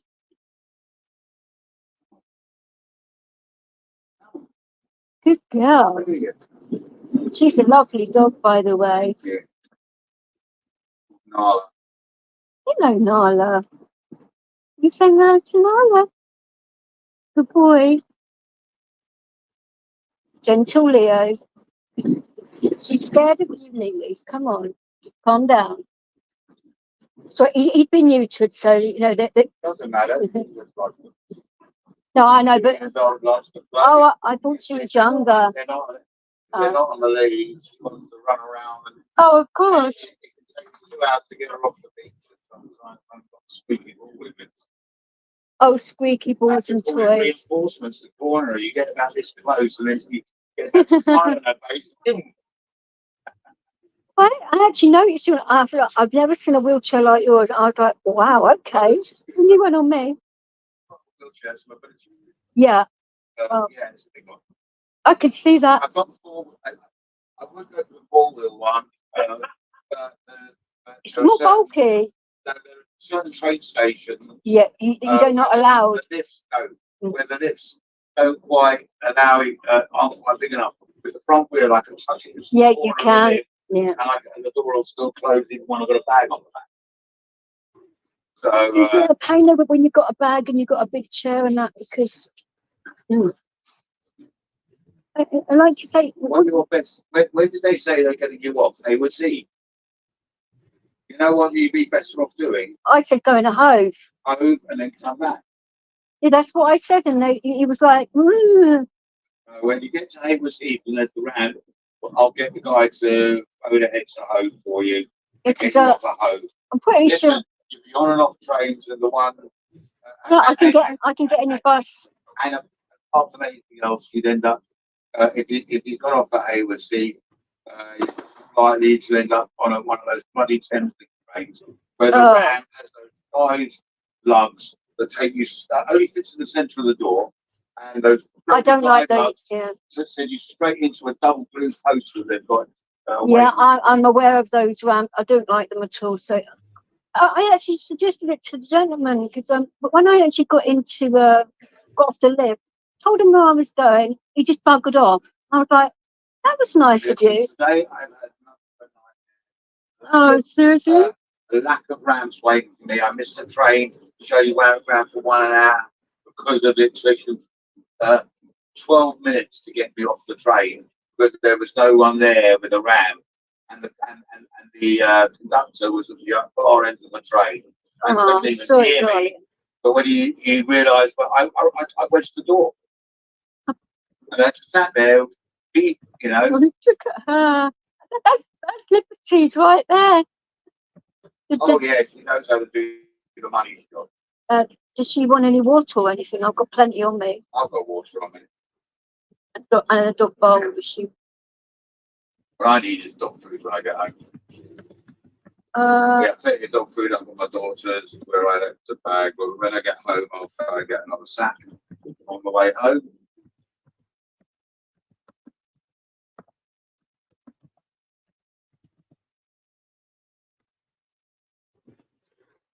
A roast dinner. She had succulent. I mean, she gets fed cordon bleu, but So with some of her kibble. Yeah. And she is more than spoiled. I Not can quite tell. pampered, but totally down spoiled on the diet. And Beautiful. but I just remembered I'm out of kibble, and once I've dropped all this off, I'll just dip round to Sainsbury's and get one of the sacks, and that's sorted for the next month. Oh.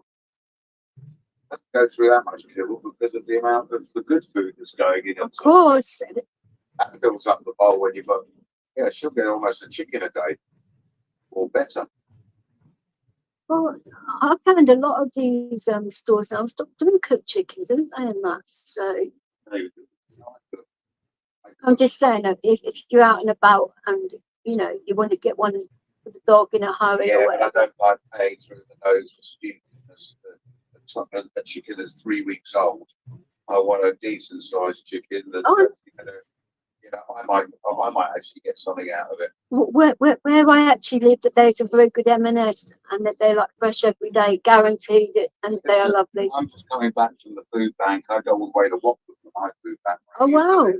The food banks in Brighton are about as much use of a machine in the Vatican. Cheap, nasty. Value stuff from Tesco's and stuff that not even my dog turns her nose up at. Oh no! Even my friend's dog that ain't properly ain't. I've got a couple of friends that live in the area, and I've got bags on bags. I've got 3 bags full of fresh food That's good. fresh veg, fresh fruit, fresh Danish pastries, fresh croissant, Oh wow. fresh a big slab of cheese, literally like that, that's it, and like that, kilo and a half of cheese. Wow. It's Nice well meat, worth and coming see out that then, cheese isn't as it? well, It's worth which is coming out then. no Emmental, which is really expensive. It is um, normally actually, you're right. Then I've got a pack of sausages like that, and then a lump of beef like that. So it's really worth coming out for you then, definitely. Now I've got to pick up my post as well. Nice. Watford By the is a way, nice area. they're only open for about an hour and a half. You don't get a choice of which food bank you go to. They're only open for an hour and a Is half that the one in Brighton? a week. Each of the food banks in Brighton open 1 day a week for about an hour and a half. That's it. And after the first 10 minutes, it's all gone anyway. The first 3 people have wiped it out. So it's worth going to Brighton, Watford for two laundry bags at least full of Oh, stuff. definitely. All fresh, not a single tin among them.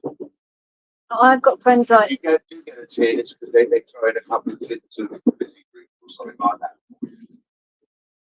yeah. Costco. They, you should try one of those Danish pastries in there if you're hungry. Oh, fine, thank you. You know, muffins like that. You know. So I've got friends that are like family, and they live out there, and they say that it's really good in regards to that as well. Well, this the church one that I go to up there. It's nothing to do with the government. Well, They obviously sorted it not out, a and food like that. They had a great agreement they got out of Costco, and that's, you know. Yeah, a friend of mine that lives right in the West Country, and that does a similar thing where he's like a volunteer, and he picks up food from like supermarkets and stuff, or gives it out like that to people. He actually drives around to their houses and does it. That people don't have to go out, that vulnerable people and that, which is a good thing to do.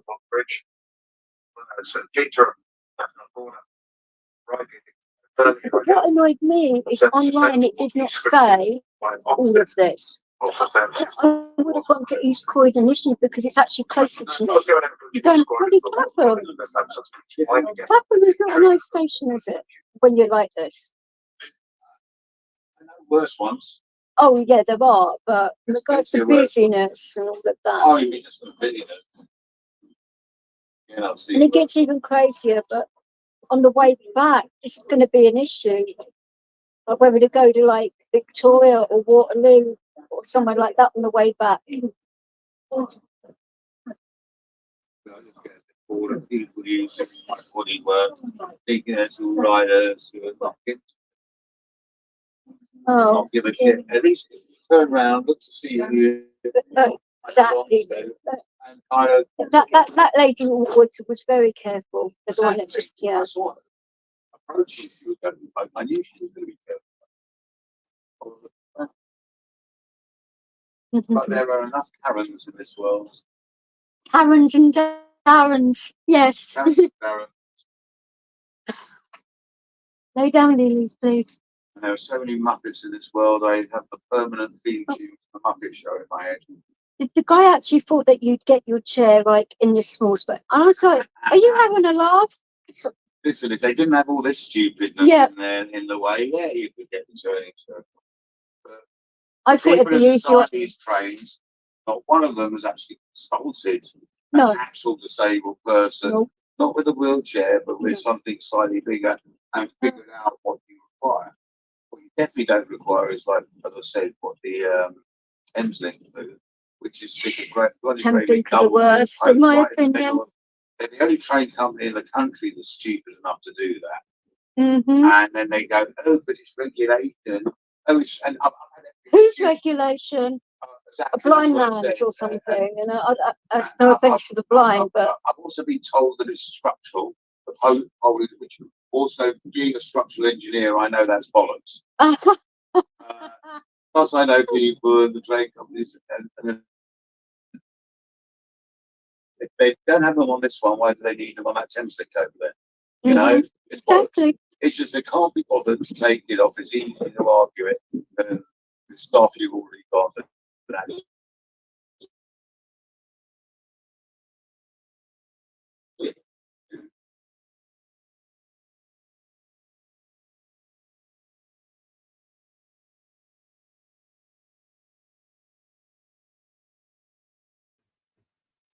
Unfortunately, on this train, it loses connection here and there are quite a few tunnels down this line. So unfortunately, it's going to cut out here and there, but you pretty much hear what's going on. Also, she's not just in the house. She's very, very famous before she entered the House of Lords as a question time before, actually. As a Grace Paralympian, and having won so many. I definitely have seen them on question time. Yeah, I know. Grace Thompson is the one to go and do. Okay. I can make their lives very difficult. Please do. Don't make her life difficult. Oh no! Of course not. But you say the Transport Secretary needs to do something. I have private companies, it becomes very hard to negotiate with them. This needs to be. Sorry. Like a dog park in here. I'll catch her in a minute once you spent a penny. Oh dear. I like it. You say how it is. It's so refreshing. Generation X, darling. Really, don't you go in that toilet with I'm wearing this T-shirt. Normally, I'm wearing one that says, "Which bit of fuck off didn't you understand?" Seriously? The one that say, "In the interest of clarity, I think you're." Oh dear. I think you need more abuse in life. I was on the phone the other day to someone. I told them 3 times the same thing, and they were being a bit slow in understanding. So there was complete common sense and stating the bleeding obvious. So I finished the 3rd attempt at explaining to them with 3 letters put together as one word with the expression of "good." And she took such offence at it and gave me a barrage of abuse like I came under fire. That was the abusive part. Not me going, wasn't being rude. It was what she did next that was being rude and obstructive and all the rest of it. All of a sudden, it became all about her, not about sorting my problem. And I hate this weaponising. It's like this quote that was originally a good idea, invented by some concerned people that had the right idea. The moment it came out, hijacked by the wrong people who then weaponised it and used it as a tactic to shut people down. It's a tactic to shut people down. I agree. And it's been hijacked by the narcissist. Mm-hmm. And, totally agree. And the sociopaths, and the narcissistic sociopaths. And these are the people that you tell phrase, there aren't enough bullets in the back. Oh dear. I catch your drift. She's called Nala. We love getting attention. She's good at it. Got 2 boys now. 2 left. I had hospitalizations that died 12 years old, 3 months. Shame because Excels have been in the news a bit lately, haven't they? Yeah, well, it's bad publicity. The trouble with it, things like that, and a couple of other breeds of dogs. He's a bull breed himself, you know. The majority of them have got them as an unconcealed weapon. Yeah. And therefore, the dog is wrong because it's been bred for the wrong type of owners that shouldn't be allowed to have dogs in the first place. Yeah. And however you think they are and have a muscle, what they are is something that makes people cross the road. It's also something that I guarantee. It could be a good thing, you know. It's true to the footage in the news. It doesn't matter who you are and how well trained you've got. They are actually wired. The trouble with pit bulls, American pit bulls, and their extra breeds that have been done so to get round the boundaries a bit, like XLs, which then miss out the category because they haven't been classified yet for their. The trouble with them is they are wired once they go, the owner has no control of it, however well trained that dog is. Because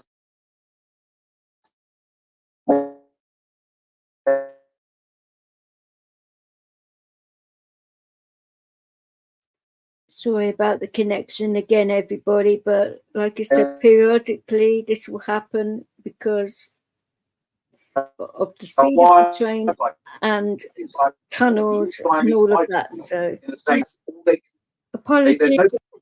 It's not tiny, massive. Oh, gorgeous. with Brighton Beach. Yeah. But, Sure. they don't like to come out. Like say once they go, She's an old English they went, and then now I hate them. So you've got to keep them separated. Oh, that's And this is the unfortunate. thing, Nightmare. you can't have to forget, this is why Can't have two the boys. first one, you, once you started getting old enough, be more of an adult, no longer being treated as a puppy, you're two, as I say, you can't have two of them without it becoming a problem. Yeah. They will go straight up the dog and attack it, and without warning it. Having a sort of handbags at dawn thing is testing strength, testing this, that, and the other, and one will back down. Otherwise, all the animals in the wild would end up dead if they didn't have that testing strength rather than killing each other. But the pit bull and the XL are wired. They have been bred. The characteristics of the wild without straight in, not It's to get around the law, testing, isn't it? no As testing. well. I think dogs will be dogs, you know, having a dog having a fight with another dog is one thing, but a dog attacking a human. No, a dog attacking another dog is unacceptable.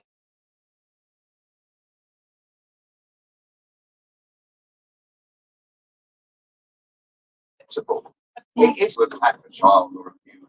So it still makes it incredibly intimidating. The poor person that's a dog with weaknesses. I've seen there was one in Brighton recently that was a little pooch, a little cuddly pooch, literally ripped to shreds Yeah. by a pit bull, and the owner, yeah, I thought it was funny.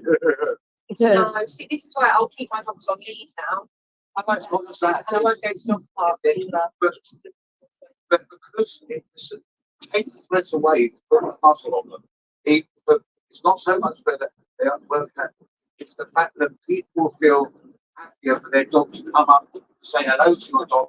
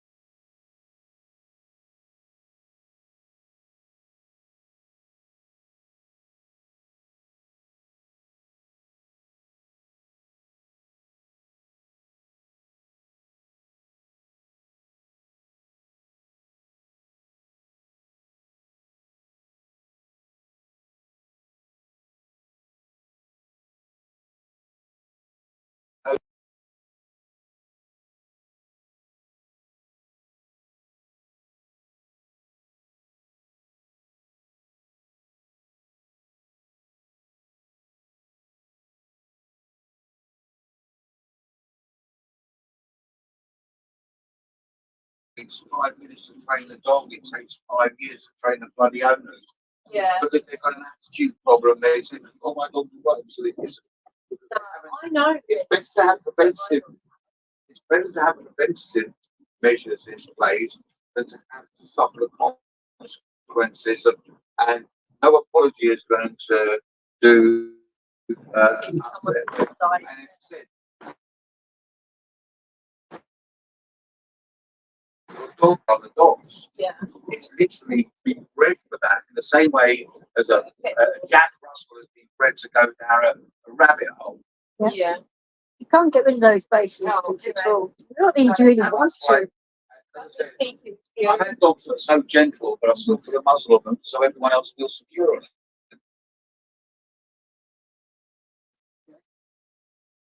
I get you. She has excels in the first place. It says it And you've never had two dogs like that It together. shows an understanding of Yeah, so be quite.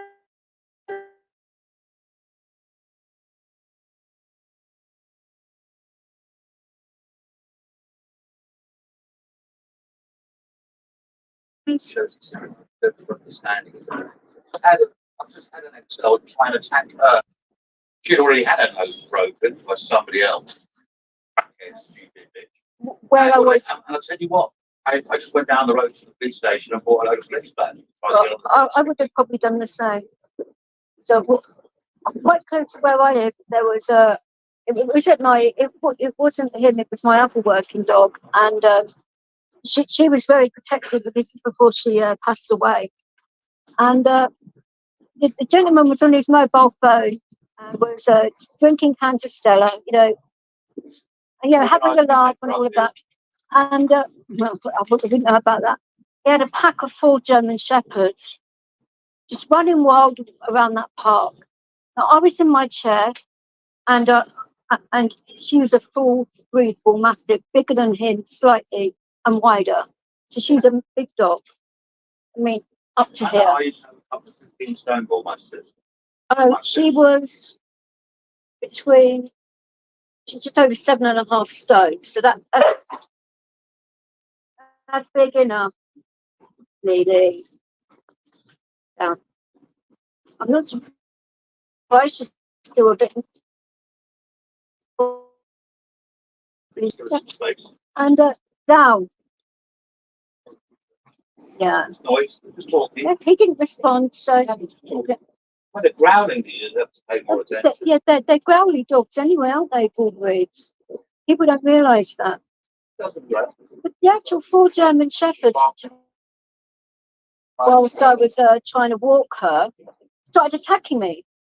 So my dog was having none of it, so she took on all 4 dogs. And the state of her afterwards, I called the police immediately because I could not fend off a pack of German Shepherds, and this guy was still laughing his arse off on the phone. And one's going to the back. One's occupying the front while the other one's. So once it got damaged. I actually got involved as well, obviously to get the dogs off me and trying to protect my dog at the same time. But 4 dogs is ridiculous. They all got put down, unfortunately. It wasn't the dog's fault, it was the owner being a prick. Why don't they put the owners down and send the dogs for a night for a retraining? And I do not go to that park unless it's really necessary, and especially at night. It's up near Chessington. But I just could not believe it.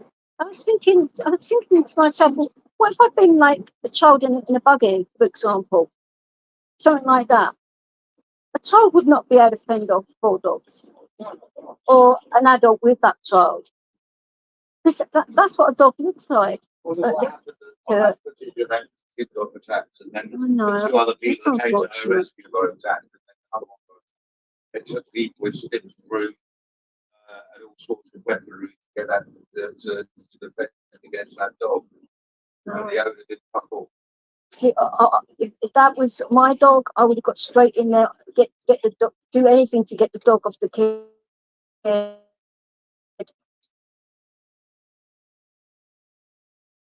Even if it any better.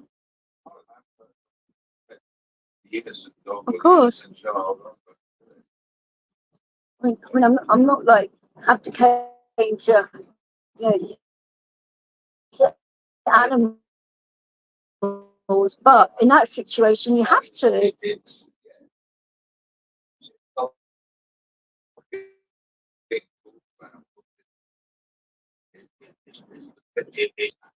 I get you. It's the way that their jaws are. I mean, when they like clamp down, they do not let go, do they? And that is a problem. Well, when you their shoulder blades into their heart, they die, they let go. Yeah. Yeah, I saw that done at the RSPCA when one of their dogs tried to eat a cat. The only way to deal with that Or any dog that's going crazy. It's like with some dogs when skin has been bred, so the skin is completely loose. So even if you're both a hole on, they can still turn around and grab the dog. Their fur is not very thick, but also comes out. Right? So when the dog bites, when it gets them out for the fur, then it can't breathe. Your favourite station? Yeah, but we're far enough up the front Exactly. to have avoided the muppets. Well, I hope The big so. suitcases. It's when you're in the middle compartment that Okay, it becomes a big problem. I don't normally use this station, I must say, because it gets ridiculous. Also, it's the amount of people that get on here going to Brighton, there's ones that get on here going to London to then get it or whatever. That's very important. But when you get on one of those stations, when they're getting on, it depends on which direction you're getting as to how much I have to defend my corner. But you would think, though, that people would be, you know, somewhat considerate. Oh, They take one look at that and still try, yeah. I said all that damage, all of that damage, and it's worse on the other side. Oh, I can see it's pretty dented. At the start of the journey, no joke, the actual guard and the person assisting me couldn't fault them at all. Lovely guys. Woman comes up to them while I'm trying to get up the ramp, asks if this train's going to Clapham, and then she tries to go in front of me whilst I'm going up the ramp to get into the train. The lazy cow. Oh, I've been known to just run them over, go over their feet, hit their heels. I mean, the actual their fault for their own stupidity. the actual guard stopped The other her. day, I missed 2 trains because people were so packed. I was first on the platform, and they all came, and the guy was still trying to get the ramp down, which they weren't giving me a chance, so they kept on getting on. That's why you should try and reserve. You should reserve the place. They all refused to move. Of course. To get it. So, Inconsiderate pricks. I get you. yeah. I'm going to start carrying a mace with me. Oh dear.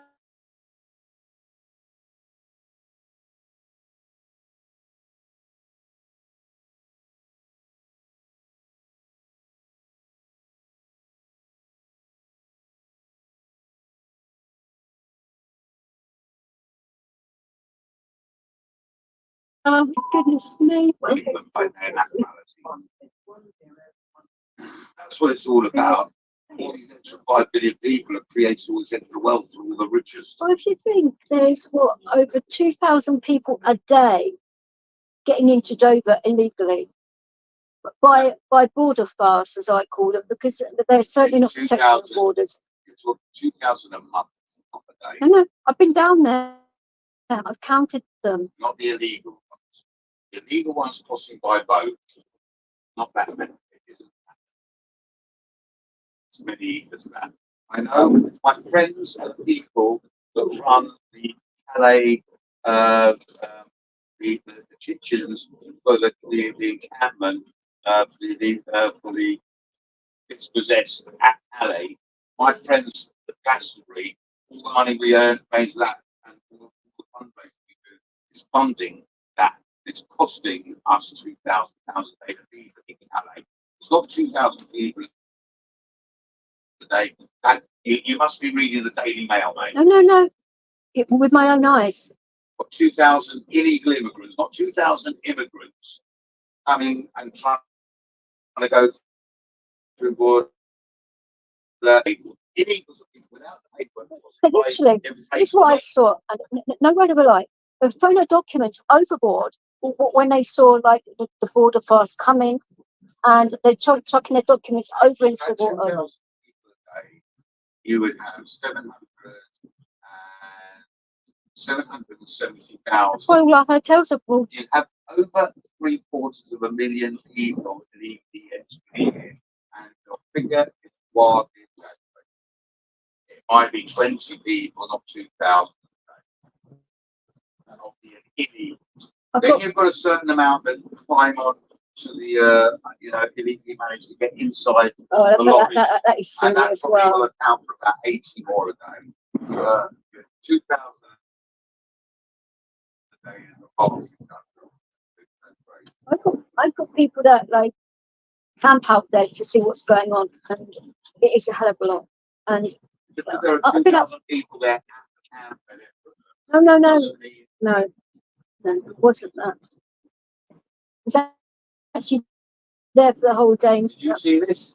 No, he didn't. But 2,000. he knows it's legit. It's where they set it on fire where they're keeping them, and that was bad enough. At the barracks. The old army barracks. Yeah. But that conditions weren't suitable for animals that they used. Well, it was good enough for our army, so No, that was when the facilities were there. They were just using the building and no facilities and lead you to it, and everything there has been run down and deserted for about 30 years and doesn't work. they actually done a lot of refitting before they put them in. Bullshit. That's, Oh, do you actually believe your Tory government? Oh, everything that no, Boris it's not, Johnson spouted. no, it's not about the government. He really It's all- cared about. I used to hit him around the back of the head when I was at East. I should have hit him harder than that.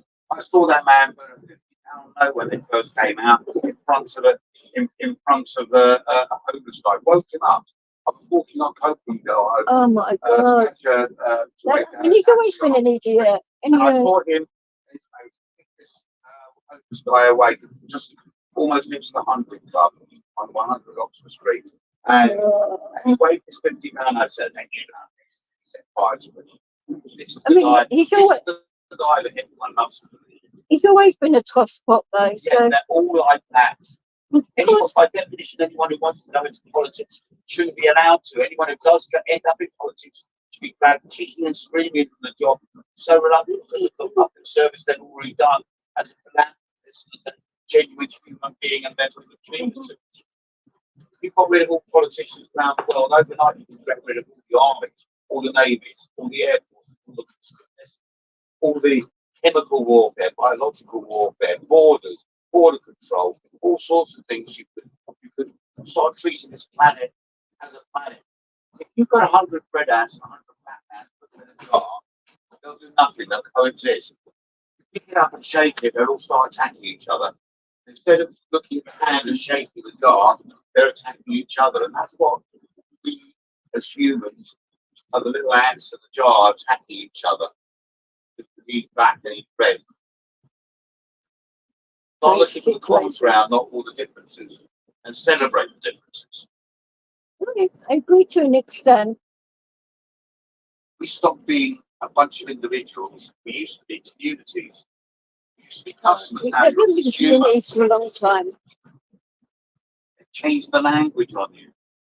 And you bought it. The blind sinker, because everybody they didn't have a choice. You get indoctrinated in colleges and schools from a very early age, and yeah. You're being taught nothing practical. I could go and do a course on Klingon these days. I get a degree in Klingon. So possible. This is why I'm the leader of my own religion. I'm actually the inventor of one of the 10 strangest religions on the planet. Have you ever heard of Pascalarianism? Actually, no. Church of the Flying Spaghetti Monster? Seriously? I'm the guy who's got passports and driving licenses with spaghetti sprayer on his head. I'm the big Church of the Flying Spaghetti Monster.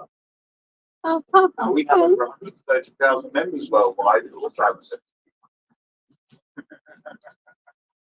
Nothing wrong with a sense of humour now, but I think you actually need one, like travelling on these trains and public I spent transport. 8.5 years as part of the National Party headquarters for the Monster Raving Loony Party. That would explain a little bit of it I then. bought the house next door to Margaret Thatcher's.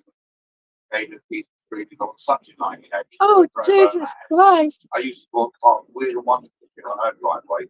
That woman hated me by name. Was she as bad as what people say? Yeah.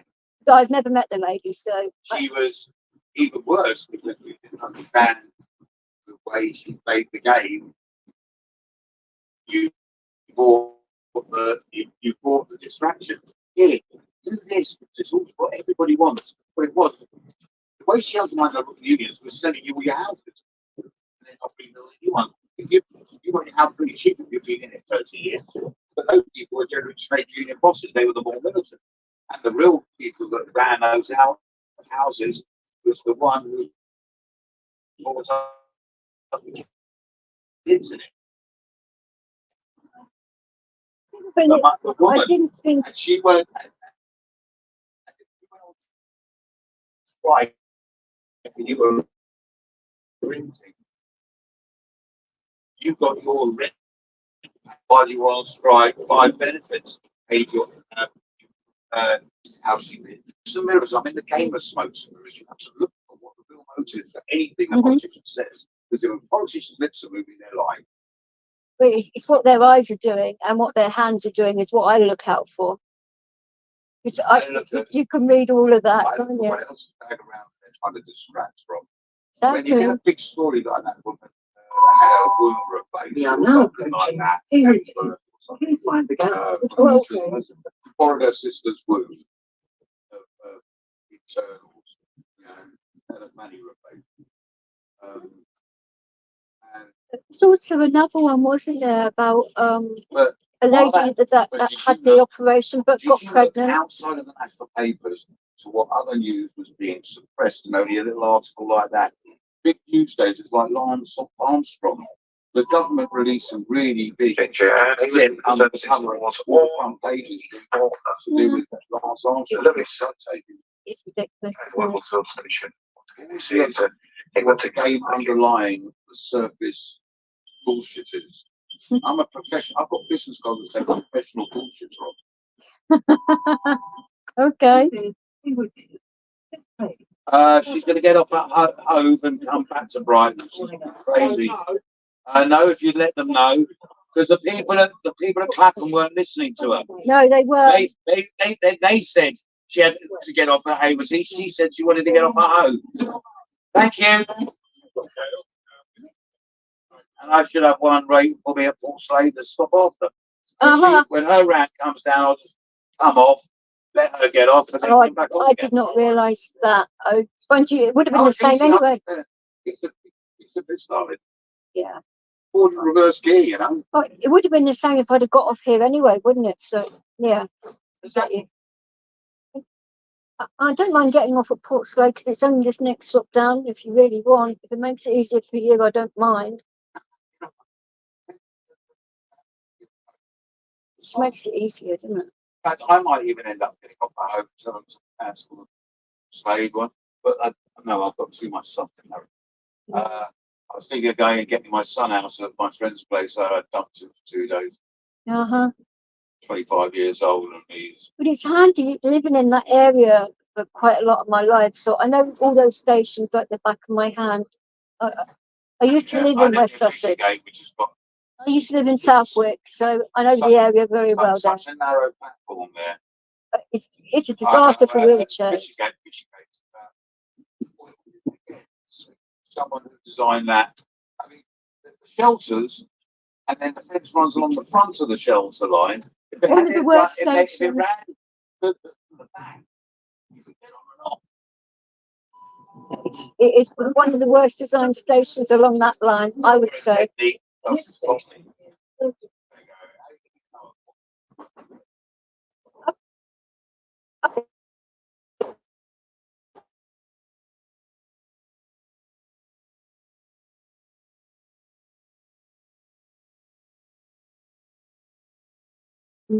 Port Slade, but yeah,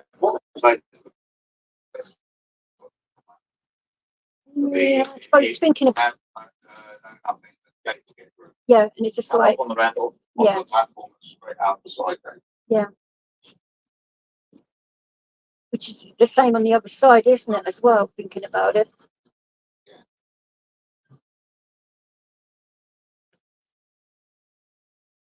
I was thinking, feel sorry for poor Dennis.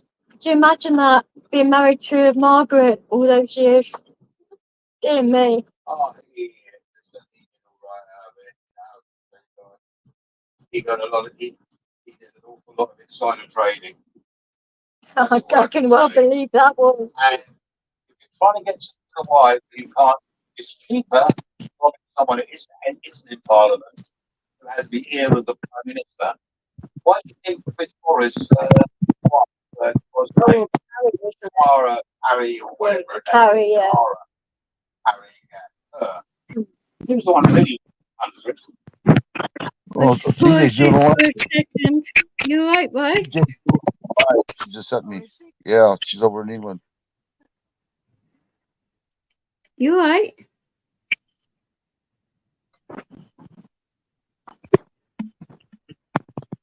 You right? Oh, am I on? Yeah, well, I thought I'd come and say hello, like when you jumped on, because I didn't want to think I was ignoring you. So I'll just pause the video for a moment, which is fine. How are you doing? Oh, I'm sorry. No, I was trying to.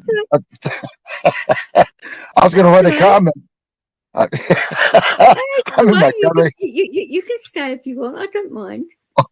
Okay, I got to keep quiet because I'm in the car right now. We just bought some groceries and I just happened to see your stream and I went, oh, she's live. I got to go check this out. So I'll keep quiet. You go ahead and keep doing what you're doing. And did you stop? By the way, did you stop? Did you stop at the pub and give me a drink or what? Cheeky I'll keep sword. quiet. That's all right. I will Okay, go on. continue playing the video. But Okay, again, my apologies. oh, don't be silly. You're fine. There you go. I'll keep quiet. Of course. That's why she kept on having kids with him.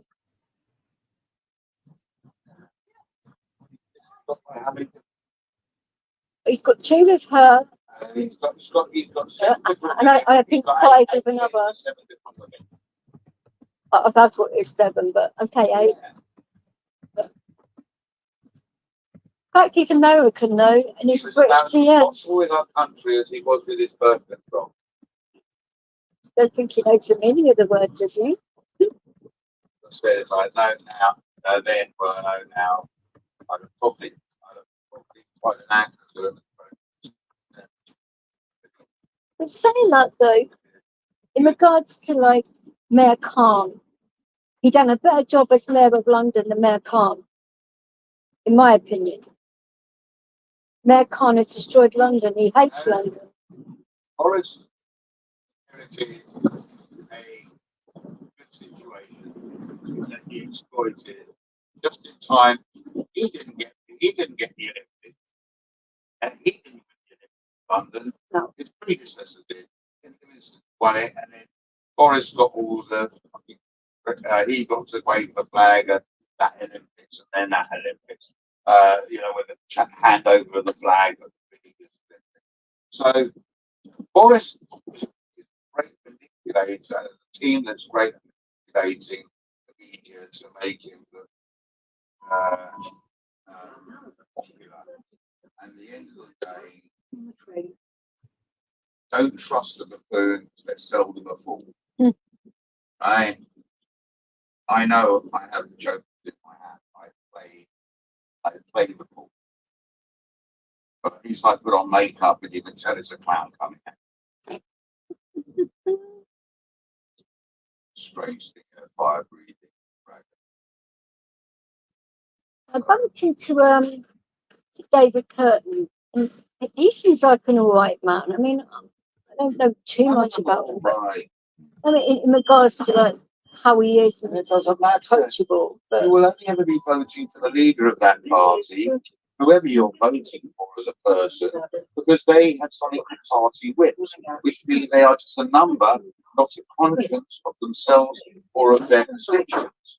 And therefore, once they are in power, they aren't in power, they are just a number. And as long as you have party politics, you do not have democracy, you have the illusion of democracy, and you have the manipulation of loyalties to parties. And it's like how entrenched they are with Republicans and Democrats in America, where the family has always voted Republican and we'll kick you out of the family if you don't. I mean, the pressure of going that way and the narrow-mindedness of it. They don't want to use their brains to actually have to pay attention, which is why a week is a long time in politics, because you've forgotten what they said last week. It's all lip service until you forget what's actually happening. I'm a person who gets up his arse, tells you what I've done, not what I'm going to do. All the promises. Oh, we're going to have an inquiry. Well, that takes care of the next 10 years. That's what happened with the Lawrence inquiry. It was 11 years it took that to come out. The what's the name inquiry? The Hillsborough, it took 27 years. How much do you want me to go on? Very, and I've long left in power, so the person who ends up apologising for it had nothing to do with it.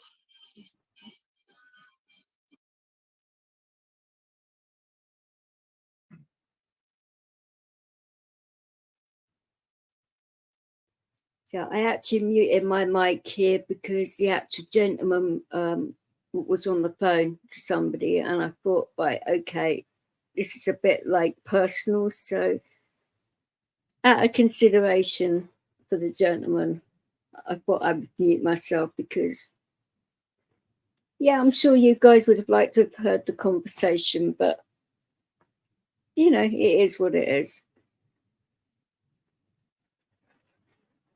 But a lot of people would have just carried on, but I have certain things like when I am filming in public that I adhere to, even though I don't have to, it's what I feel is right, like respecting people's phone calls, especially if they're on the phone to a doctor or somebody like that I can like hear. I will not film children, elderly people. I mean, if they accidentally get in the shot, you can't really help that, but I will not like purposely do it. Some of them like to be interviewed because they actually like listening to like what I'm doing and will sort of like say, you know, what they feel about transport and stuff like that and how they think it could be better and that. So now that I sort of like found these sort of people, it would be good, I think, in future to maybe include that because that's what they want. So it's quite hard when you're out and about with a camera on who wants to be filmed and who doesn't, even though, you know, you have the right to do it. I just have these things, you know, about boundaries to a degree, which I will, you know, follow, and that unless somebody, you know, like I say, blatantly wants to be asked certain things and all of that.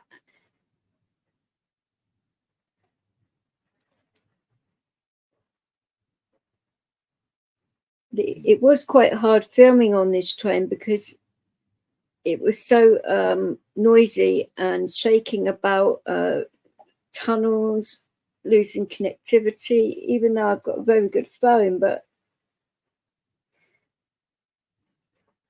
it was the best that I could do at the time. And yeah, it wasn't, yeah, if that gentleman wasn't there, I would have done a lot more in regards to what facilities that train had and that, but it just sort of like got into a conversation about all kinds of stuff like disabled travel, dogs, politics, immigration, and, you know, other things in the country, and it just got a little bit mad, and it was crazy because I was actually live streaming on my kid-friendly channel, and I was like, oh boy. So I had to put it on, you know, private pretty quickly because of that reason, because kids cannot be listening to language like that now. Because, you know, he was cursing more than I ever do, and oh, quite a few of you say that I swear a bit, but no, you have to be mindful what you say.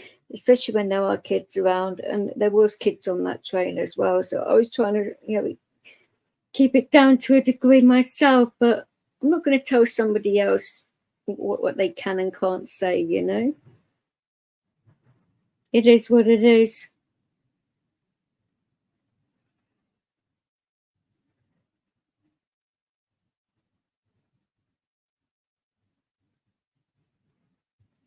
I mean, it'll come off mute soon.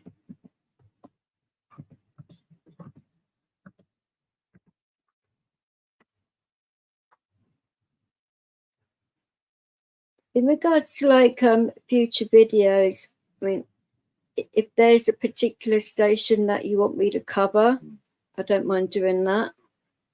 If there's a particular journey you would want me to try and take, I don't mind doing that to a degree. I mean, I take all considerations into it.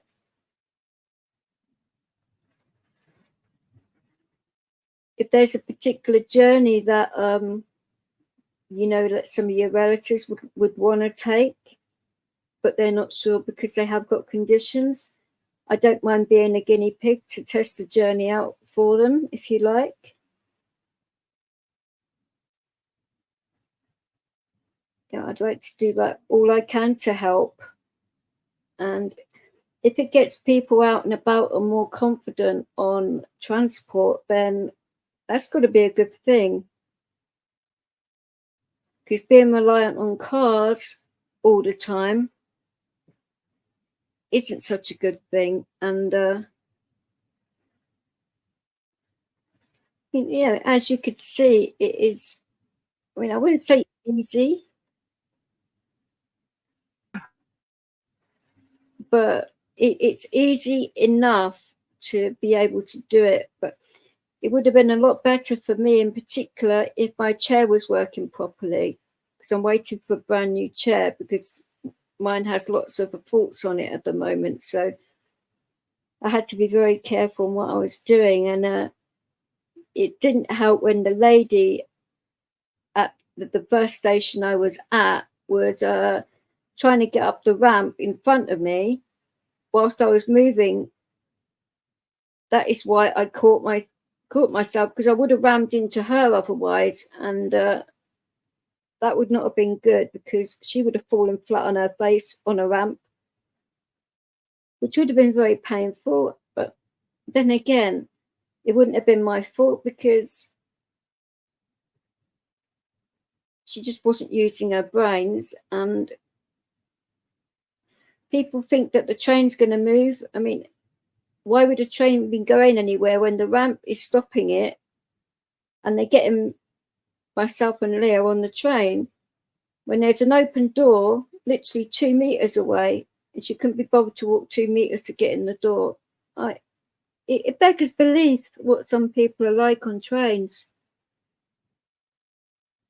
And she actually risked herself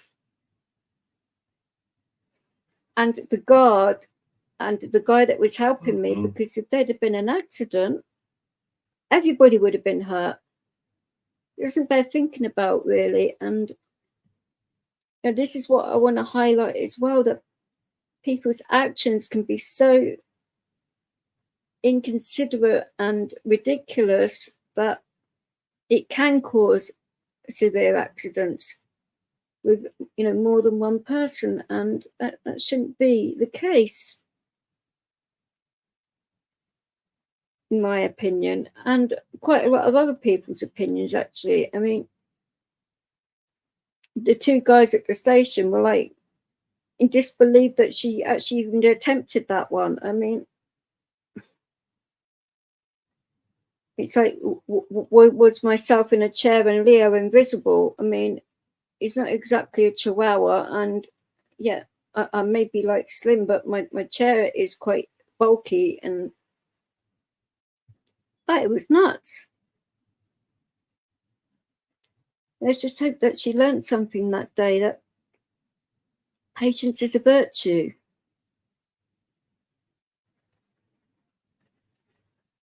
He lost connection for a while because there is a Oh, you're not taking Nala home. No, no, no.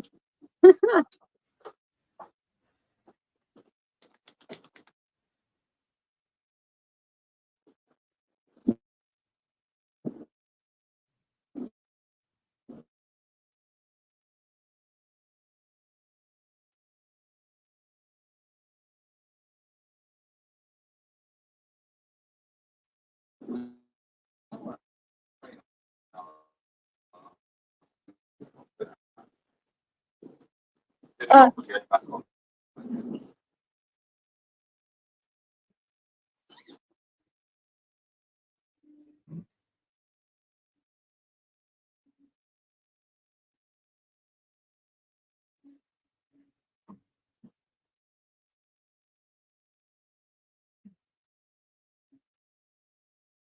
Hey Mark, how are you doing?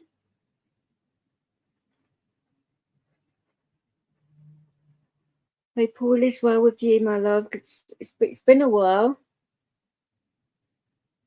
This is a slightly different thing. I mean, this is going to be predominantly for my other channel, but I'm actually streaming across a few platforms at the moment. So I thought rather than put each video out separately, I'll put them all together so that it's easier for me on the other platforms, because it would just take too much of my time otherwise, you know.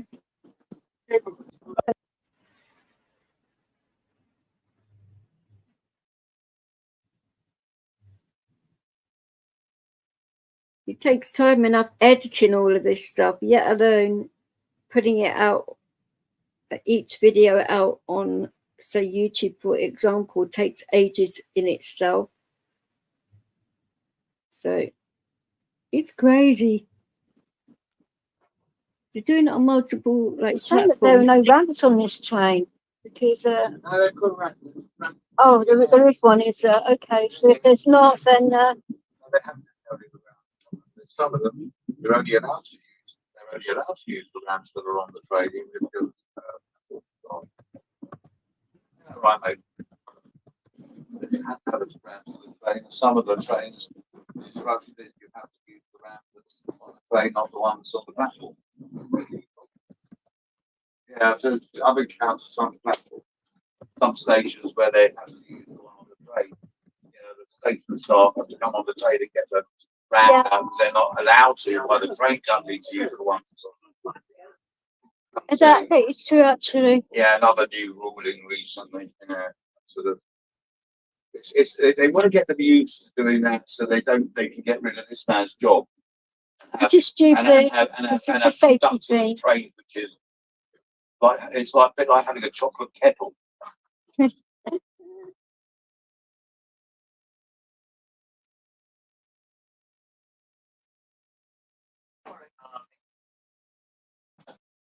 Gnarly, you're not being left behind.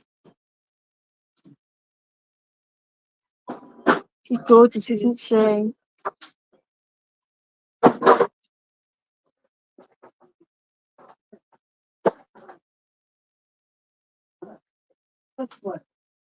You're getting off this train now? Yeah. I thought this is the safest way of doing it, guys. So thank you very much. Nice talking to you, sweetheart, and you've got a beautiful dog. Take care.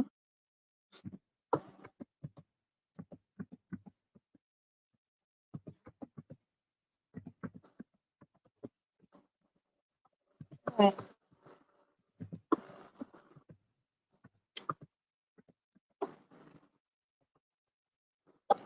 God, this brings back memories. I have not been to this station for a very long time.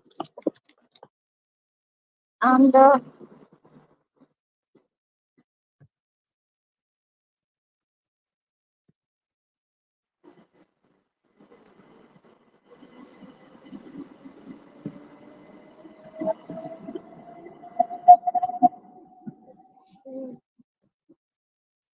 it's changed a little bit. Really.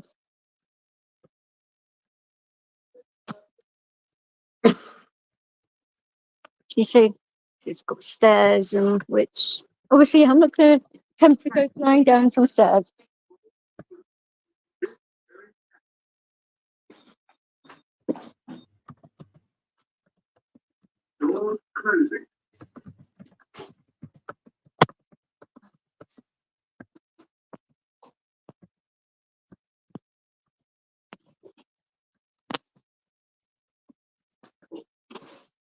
Oh.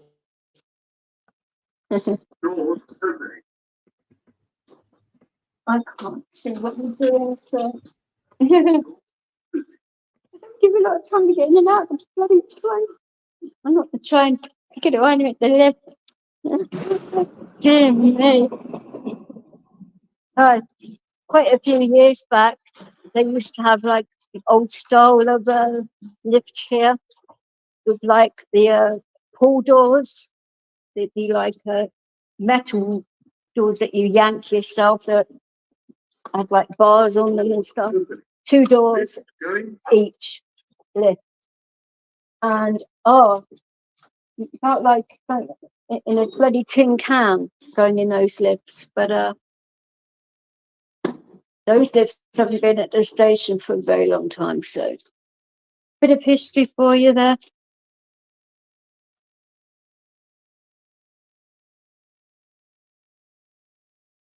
We're in a beautiful county of East Sussex.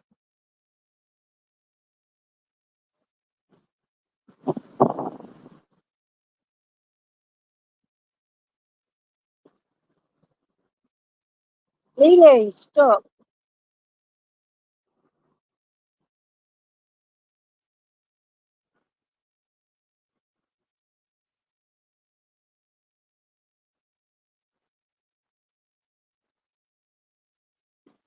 Leo, knock it off.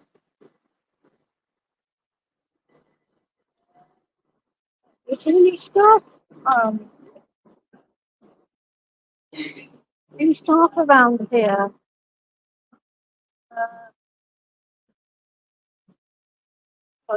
Is this particular to the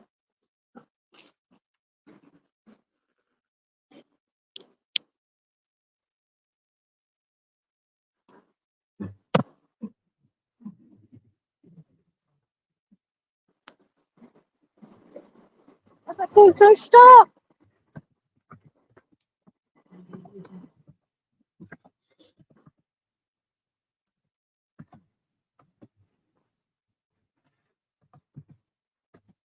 Where are the staff here to get you on and off the train?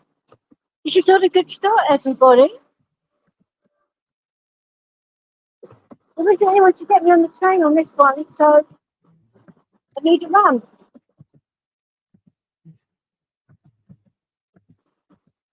Where are the station staff?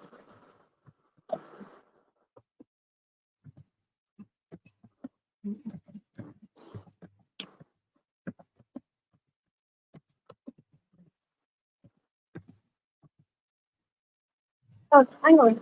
Just open the bloody door.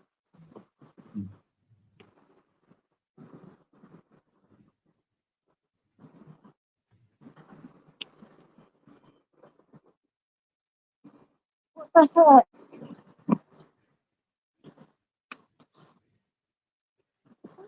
Here.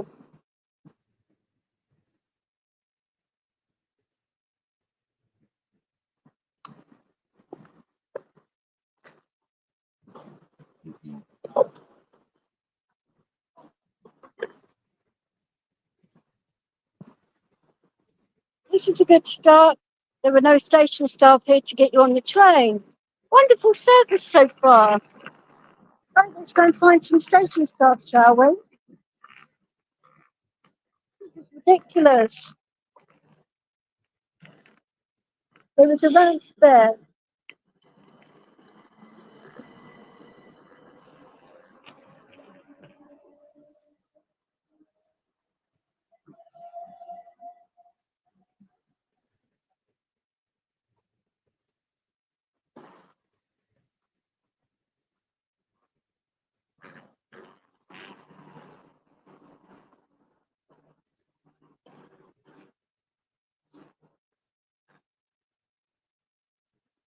Excuse me, darling, where are the station staff like to get you on and off these trains? Yeah, I would like to go to Brighton, yeah. There's no one around, darling. Sorry, sweetheart, but I can't find anyone. Yeah, but I can. Okay, will do. Thank you, darling. Sorry for holding the train up, but I'm trying to find staff everywhere and there's none. There's a ramp on that side, sweetheart, but I don't know if there's one on the train. Right there. There's one on the other side, but you need a. Yeah, no, I can't run down to the driver, so. Okay. Thank you. Gentleman here, okay. Yeah, okay. Thank you, sweetheart. Pays to actually talk to the train driver, apparently. Thank you, darling.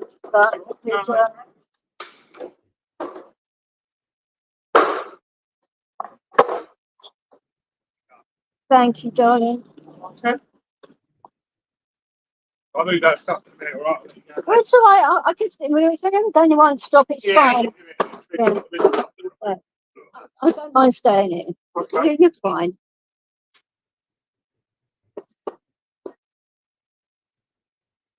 So we just come down from London, so this is like quite calm compared to London. Believe that.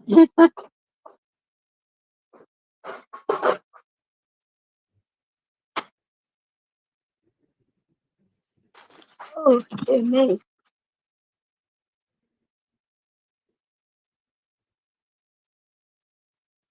So I know. Put your back. I just know you. I was there. Yeah, I wasn't hiding. I'm probably. Yeah. We know the truth. Good. I guess.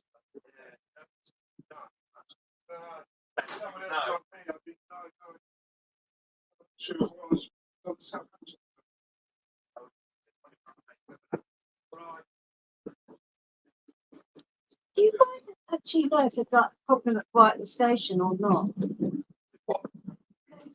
I did try down to what happened with all places, and they were saying that there were no like trains to Brighton. When was it earlier today? Yeah, earlier on, yeah. It was a disruption stat. Okay. I just thought I'd ask because like we're going to go back at some point. Yeah. There's something else happening. Oh dear. We get isolated. We know. I just thought I'd ask you while she's standing there. Yeah. Let's go for the next section. Start in front of the When she got to the station, told the bloke where I was going. It was like customer care person. Yeah. He fuckered off, and I'm like, oh, that's helpful for you. So you going out with Brighton and then coming back to you, or is that your plan? Just ask one of them when you go out. I know. I know Brighton Station on the back of the hand, and this one pretty much with her.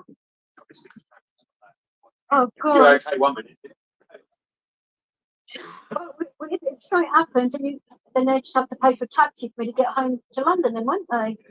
I know my rights, so regards to travel, but no. As long as nobody got hurt, that's the most important thing. We're getting out that side. Yeah. Right, so I'll turn around then. Just wait until we.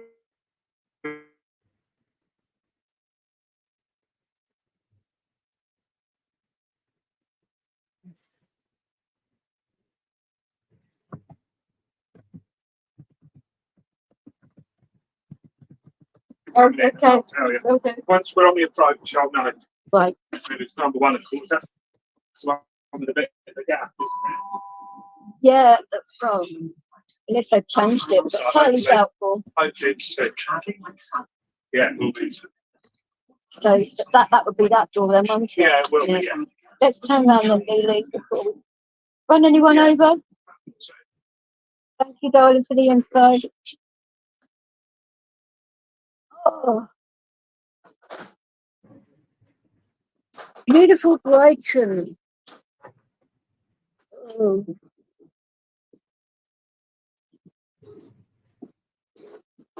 Lovely day to do this. Let's move out of the way. So,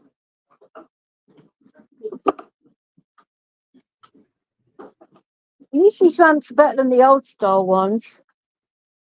That I used to have the really heavy ones that split like that. Yeah. Oh, Yeah, these aren't too bad. I've had one of those ones that split in half like that, like get smacked on my kneecaps, and yeah, that bloody hurt. Yeah, I think it did. But the guy didn't even apologise, Really? so he got fired. for that one. Oh, he nearly broke my knee. Well, yeah, exactly. It's about, oh, don't mind me, you know. Well, I didn't know he was going to get fired, but they thought that was a little bit of a piss take, to say the least. And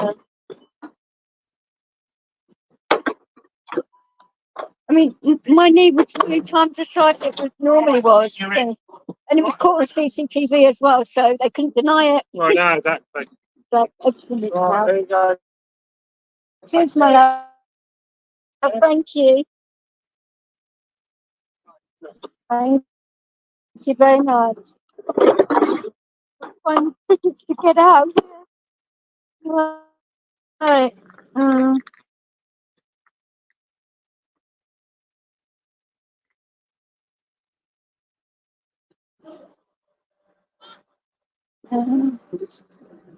Also, I've got them in my hand. It's fine.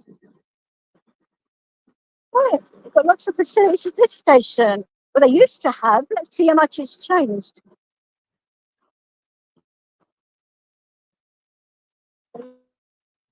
Really, you want a drink? Yeah. Yeah. Might as well have a drink now. Yeah. See? Okay, good boy. Come on now. Every time he shakes, like an eruption.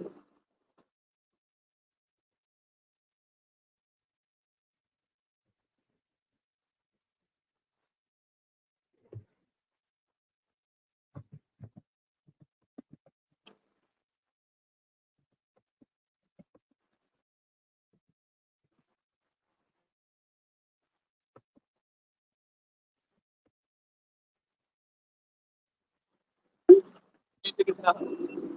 No, come on, don't get on top now. Wait, no. Uh-huh. Leo, hang on. Thank you.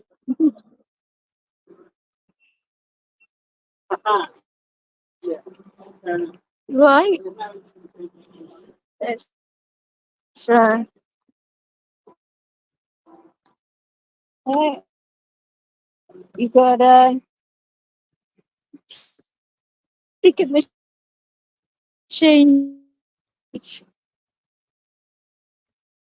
Oh, an office refers to pay an information desk. Maybe that's changing a little bit since cash points, coffee place across there. So, oh, you can get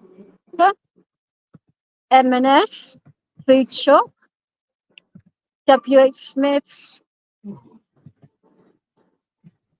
Oh, there used to be a place where you can buy the bus tickets from. That's not here anymore. That gives you tickets. Okay, well, we've got to.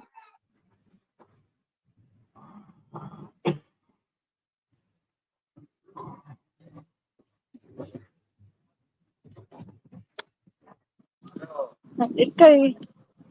We're going to get a bus. So if I was literally on my own, I would get the bus, but I'm not. So.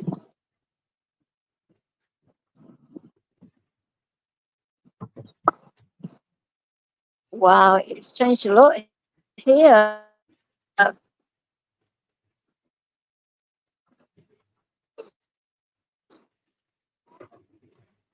All of this.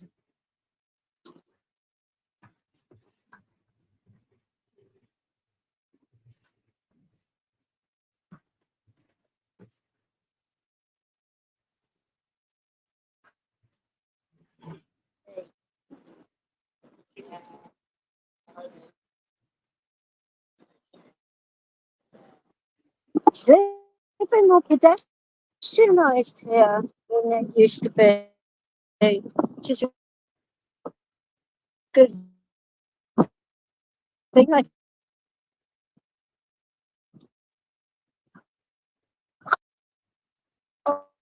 From here, we actually decided to get on a number 12 bus, which goes from Brighton to Eastbourne.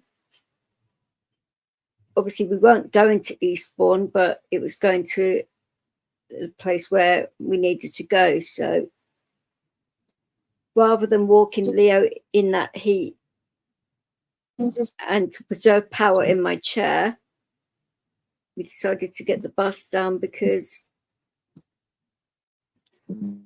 I have a special pass, which if it's got like a red rose on it, it means that you can get on any single bus in the country for free, which is something that they brought out a few years ago now, which saves people a lot of money.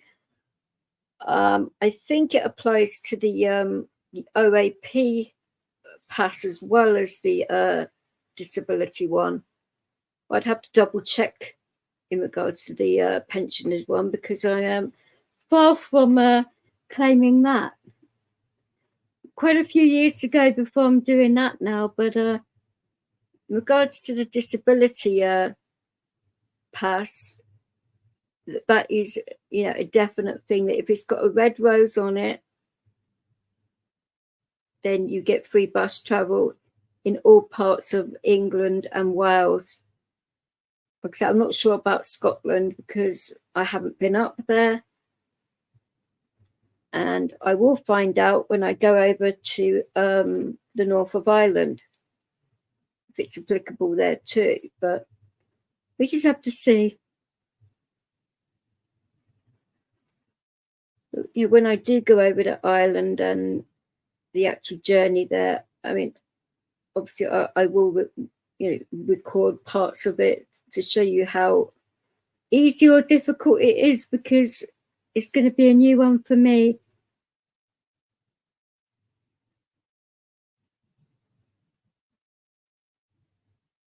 It'd be a new one for Leo too, getting on a plane. Yeah, I've been in a helicopter before, but not a plane, so it'd be nerve-wracking for myself, yet alone Leo. So I might go on like a short plane trip, like from like one of the UK airports to another UK airport to see what he's like, or maybe ask if I can use their simulator or something to see what it'd be like if they would do that. I mean, if you don't ask, you don't get, do you? So I'm just not going to leave it to the last minute and then find out that it's impossible, because that way I can just get the ferry over. But it just takes, it's going to take the whole day doing that, which is a lot for the dogs. So yeah, we're on the number 12 bus now.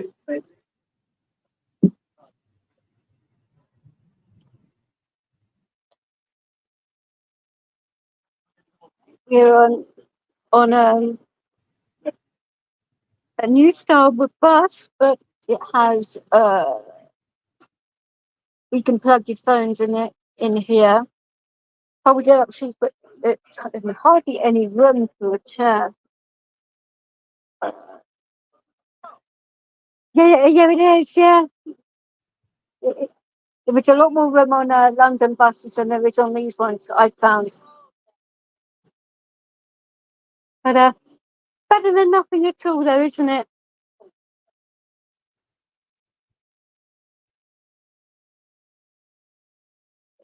I think these buses are more for a lot more people to get on, by the looks of it, than got upstairs as well. But it's cool. You know, mister. Good boy.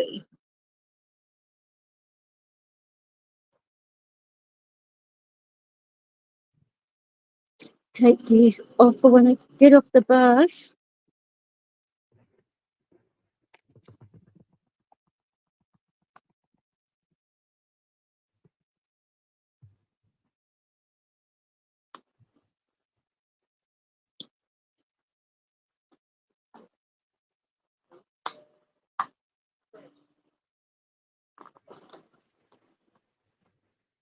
Bit more room.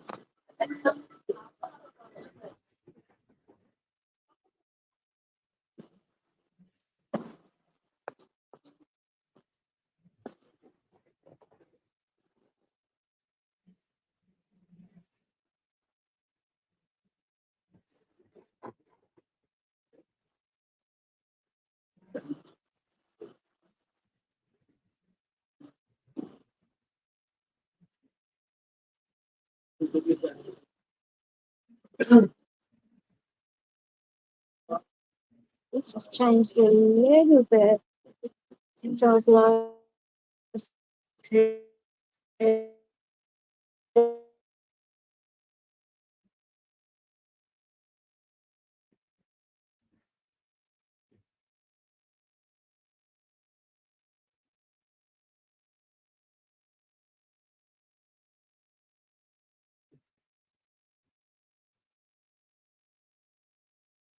There's a thing about the reception on this bus as well. It wasn't particularly brilliant, but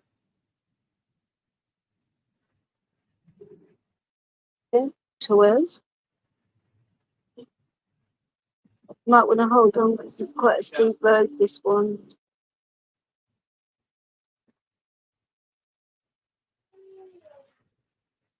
Hold on to your knickers, Lilies. Yeah, you might slide a little bit.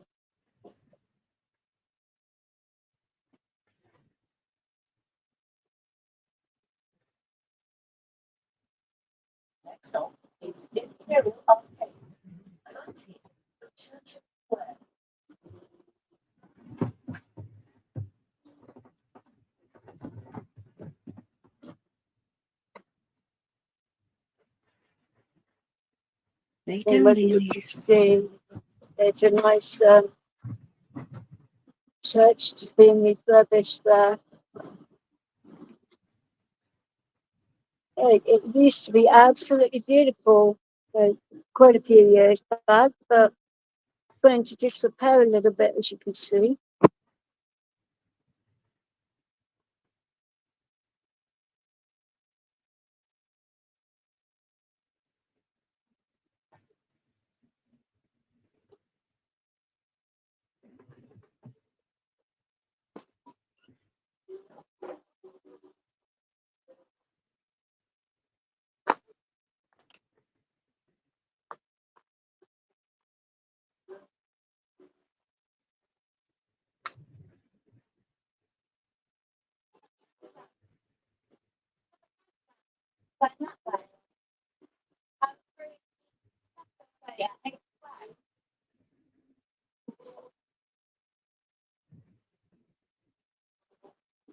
Lily's up. Good boy. Move over. That's it. Good boy. Good boy.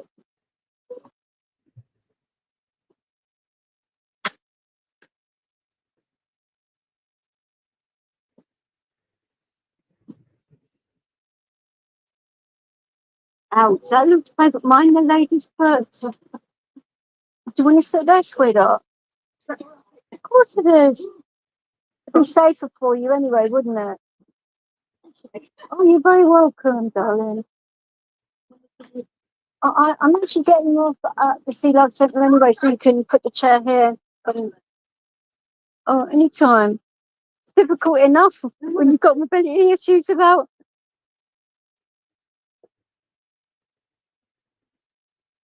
I still like saying there isn't a lot of them on these buses, is there? For anything, it's Oh, and the buggy. Oh, yeah. Well, where are we going to put that? I think we need to fold it down, darling. I can't move the dog. I mean, it's not a chihuahua.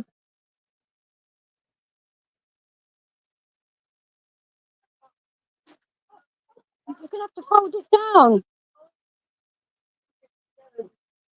He's a working dog. He's not going to hurt you. But how are you you're going to run the dog over? Are you? No, there is no space.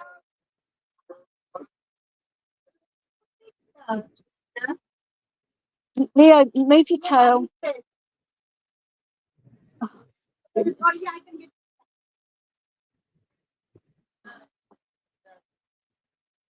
It's going to.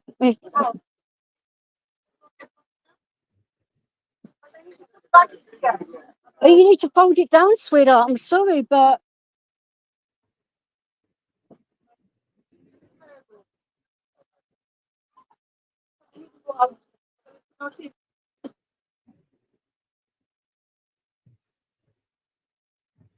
unless no, you can't really get it down the back. And why on earth should you? Sorry, but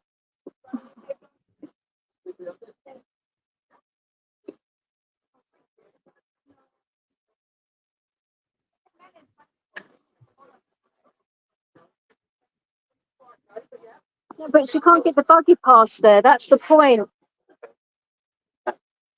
She's gone now. Oh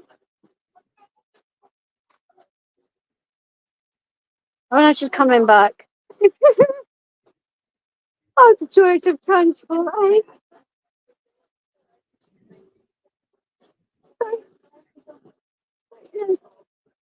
It's like you're invisible or something. It's like,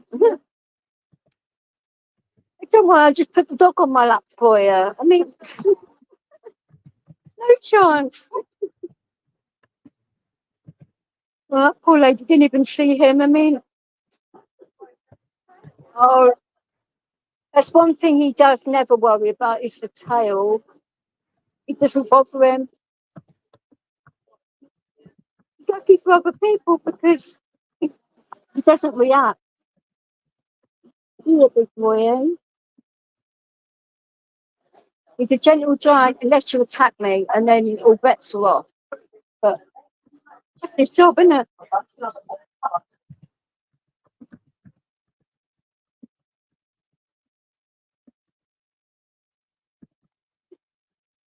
He's a good boy.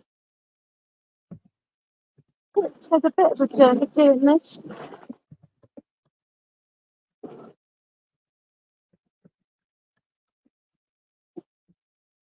Something down here for years and bring about memories for certain.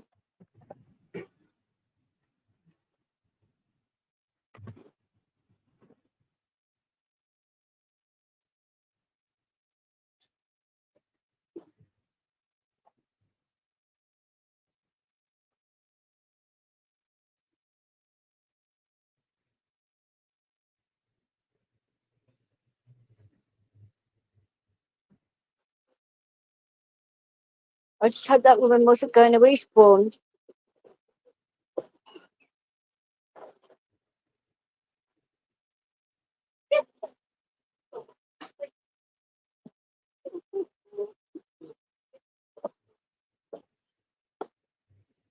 It's like in a way that buggy would have been there because it would have made it a lot more difficult for me to get off as well, wouldn't it? I mean, it's going to be interesting trying to get off as it is. But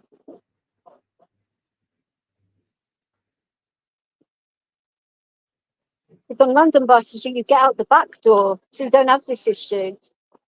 They're a lot safer, I think, in a way, than doing it this way, but so it's better than nothing at all.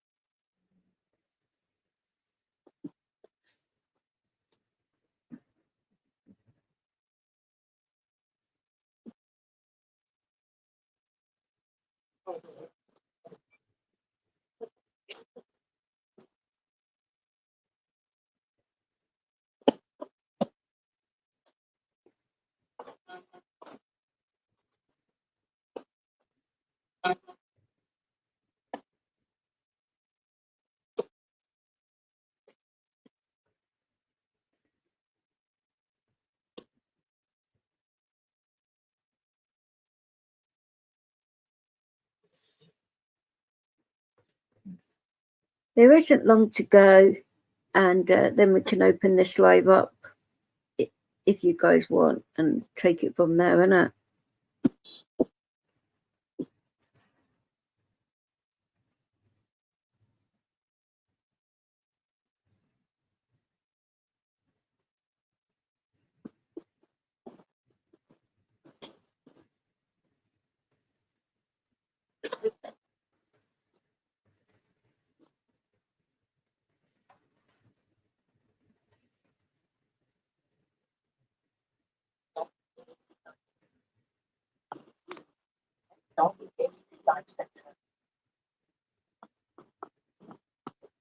Looking sale or anything like.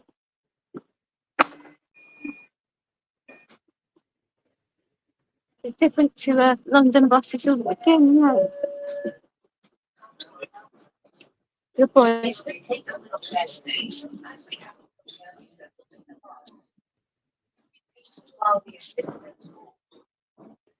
I don't know whether you actually hear that Okay, that's a new announcement, one. but it actually tells people that there's a wheelchair getting off, and if they could At like least you're a friend who sits patient down with the chair now. and make When did your room. boot come off? Oh, and you had it on since this January. Oh, and they're seeing it as well. Bless you. So itchy, aren't they, as well? And oh, how did that happen? I thought that was for this. Sit down. Oh, can happen to anyone, can't it? But Still might be an operation after that. oh, I'm sorry to hear that. You know, you get well soon, but maybe you get a stand lift or something. Stay for next time. Hopefully you don't do the other one. That's everything here. When you're a very active person. Of course. I had a hip replacement when I was younger, so I get you. Get you. It's not easy, and they say, oh, it makes you look more active. They back it up. So they tried, but would have another one soon. So that'd be interesting, won't it? 6 to 8 weeks, and hopefully it'll be better. It's not yourself. And you, sweetheart. And I hope that does come up in January. But because it's going to be a lot colder in January, hopefully it won't snow. You want to get back into the nightclubs dancing, do you? I see. Oh, yeah, okay. But I'm just trying to turn around so I don't hit anyone or break anyone's hips or knees or. Yeah, I'm waiting for the lady to. So I don't want to run you over, sweetheart. Do you want to get run over? Sorry, but I don't think I'm going to be able. It's just a bigger gap that side. My chair's going to. Sorry, driver. You pulled in a little bit more. I could possibly get out, but it's a bit too much of a gap the other side. Leo, get up. Leo, just for a minute, thank you. Stay, Lily. But I've got your door. Lily, stay.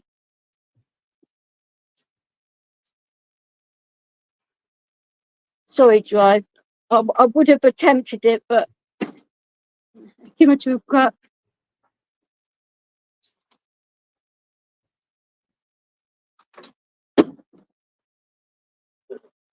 Oh shit! I felt that. You okay? Oh bugger! Need to get back. Yeah, I gathered that. Oh, I'm just making sure you was okay. I feel green now. Sorry. That's not your driving hand, is it? Yeah. Oh shit! Oh my goodness! I am so sorry that happened to you. Dear me. Thank you, sweetheart, for that. Leo, mind his leg. Thank you.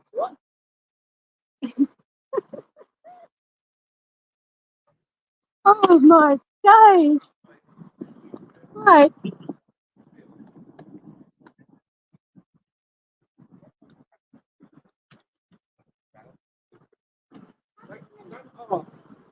Right. We've got a few things to do, and we'll probably go back right so you can see the beach and the lovely view of the sea and that. Speak soon. Take care.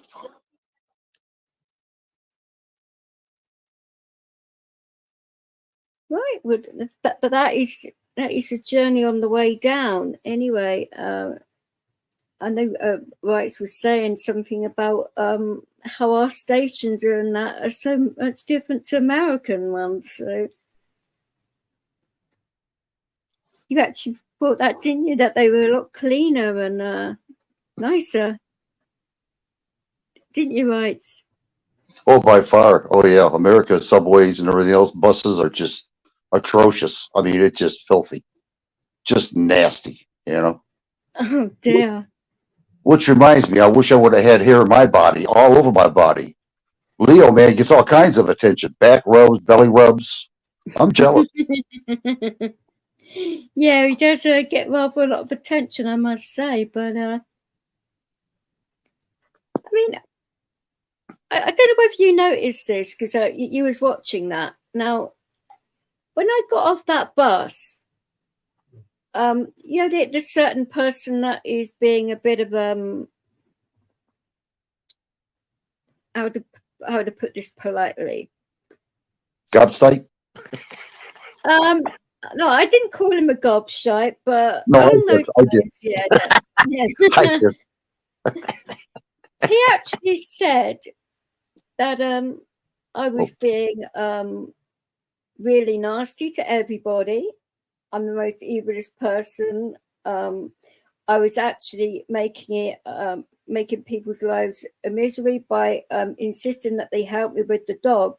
Now that gentleman that got off the bus first, he turned around and said, "Can I take your dog for a minute?"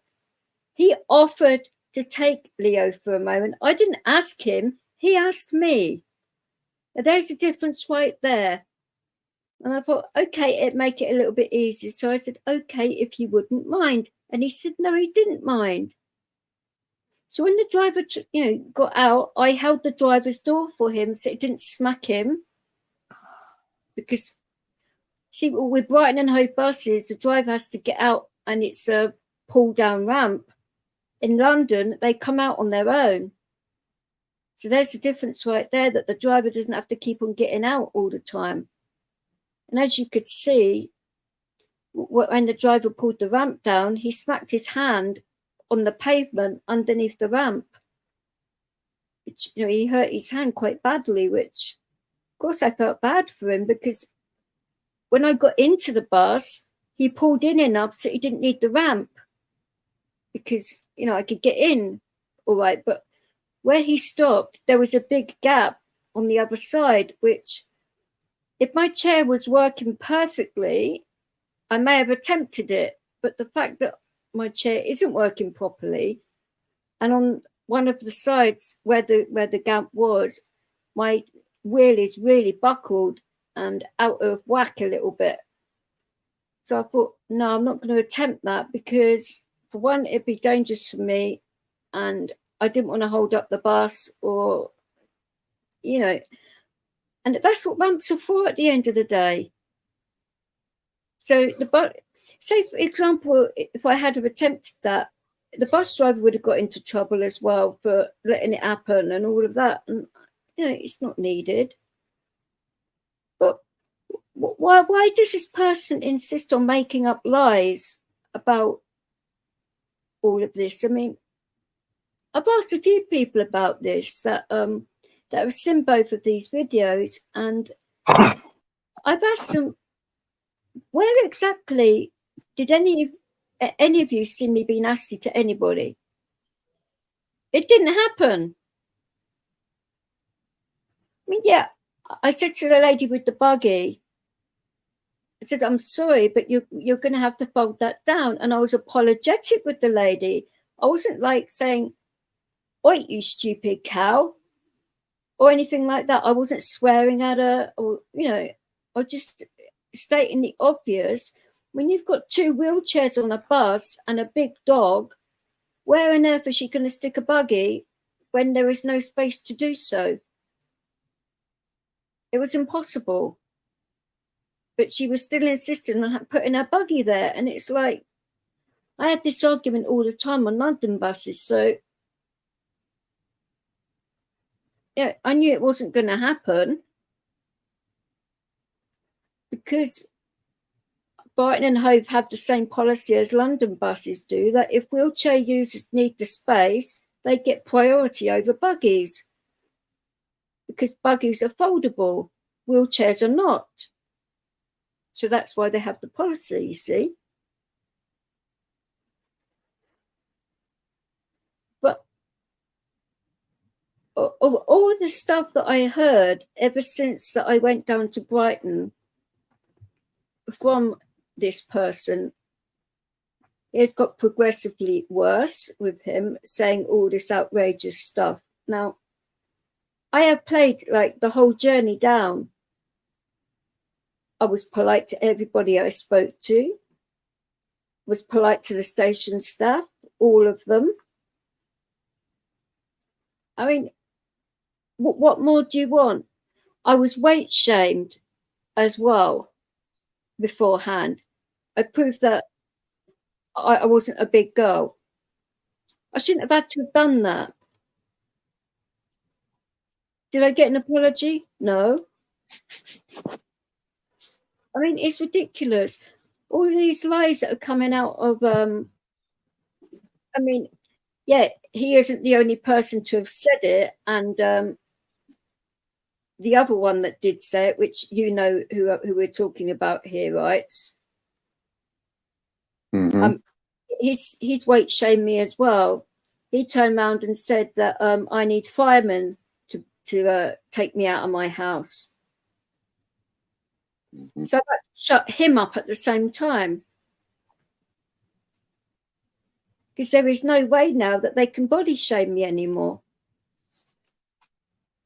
But I was like making a point, like when I walked Leo in the park, to show that, because I want like youngsters online to sort of like know it's okay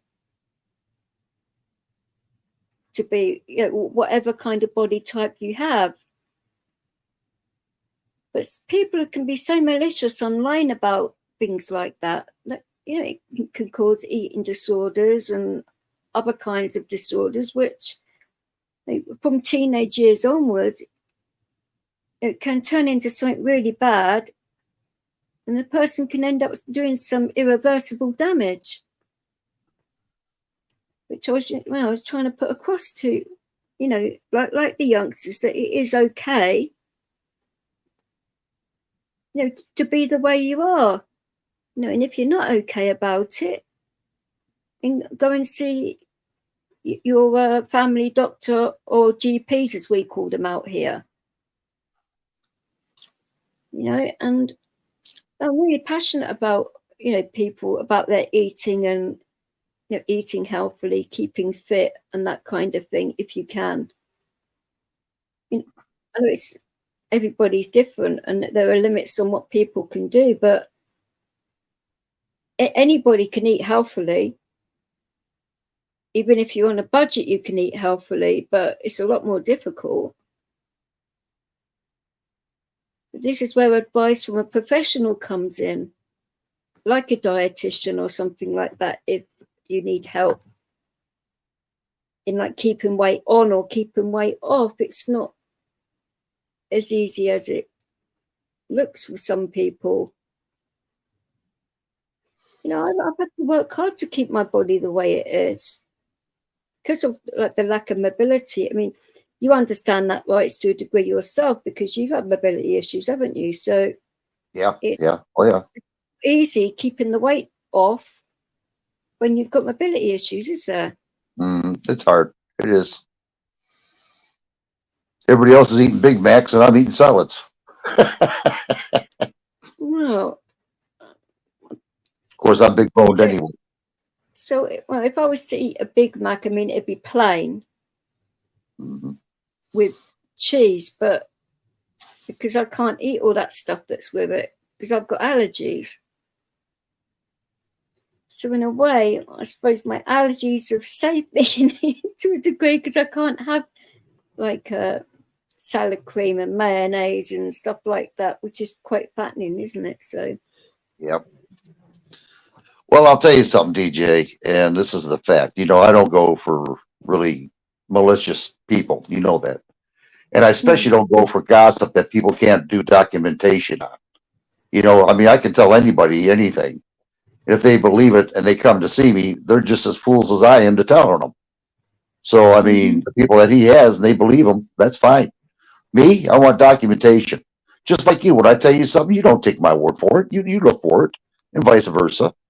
You know, just to make sure everything's right. I mean, you never take person's word for it. You know, and these two, they yeah. just gossip along, and these people eat it. You know, for gossip.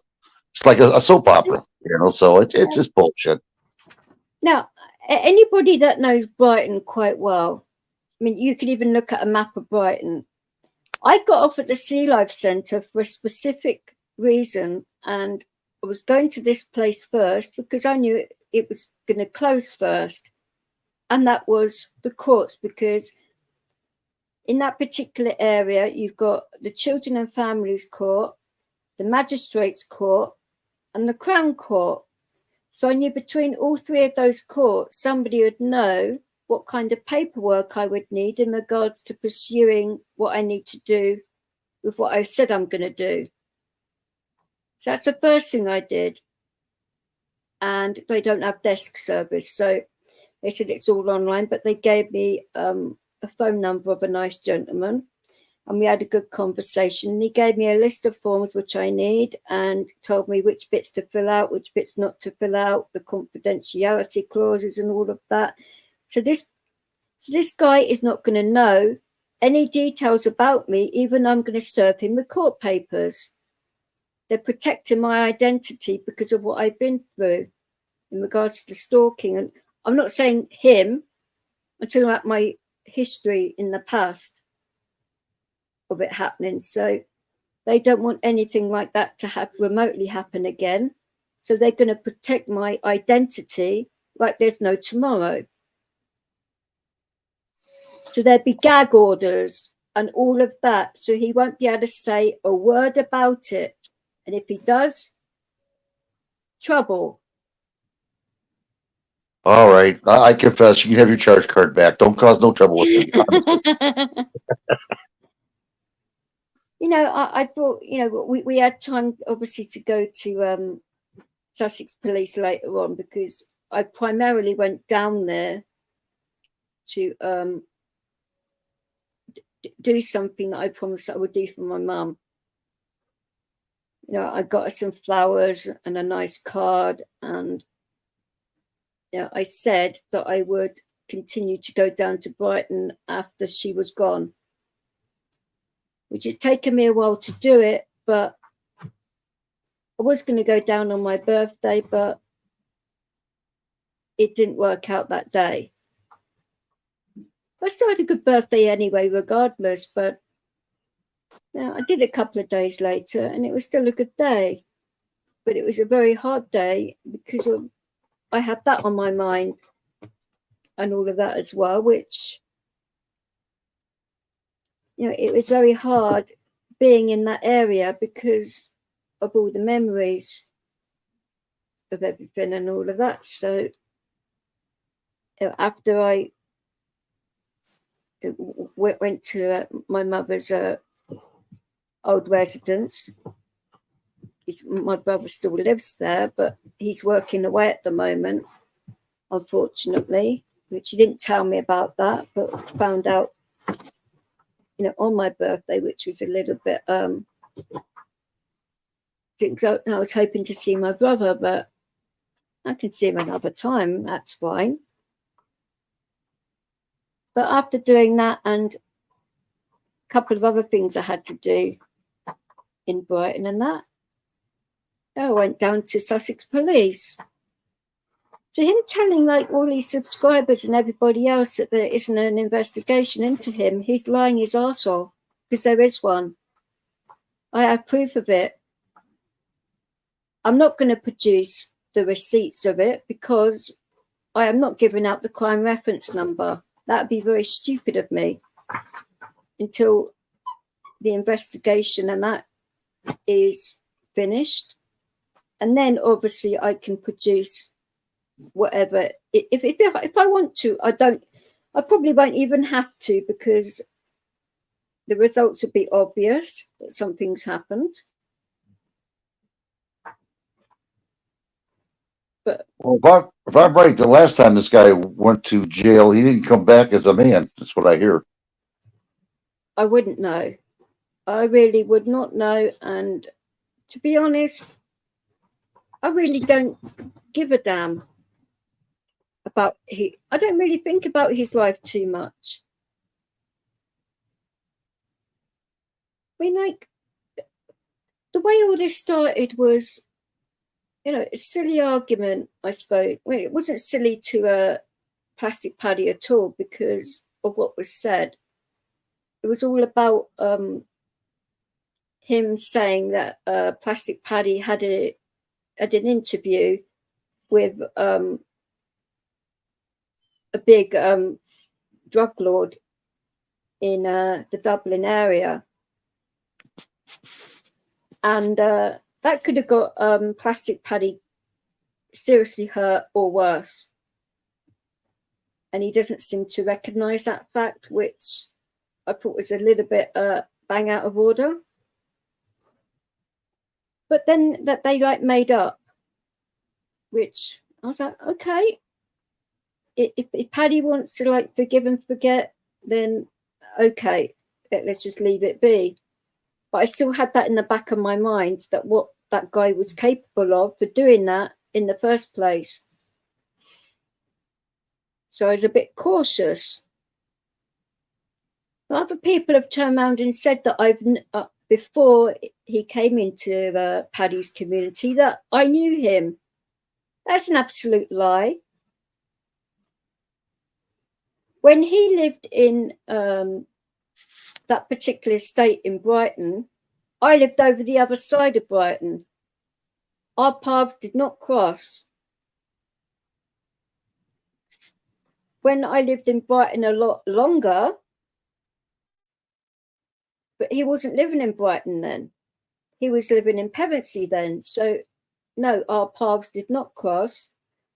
And the first time, I typed a couple of things to him in chat, in Plastic Paddy's, and I spoke to him in chat for the first time when I went up on Paddy's panel. And it was evident that I didn't know him because,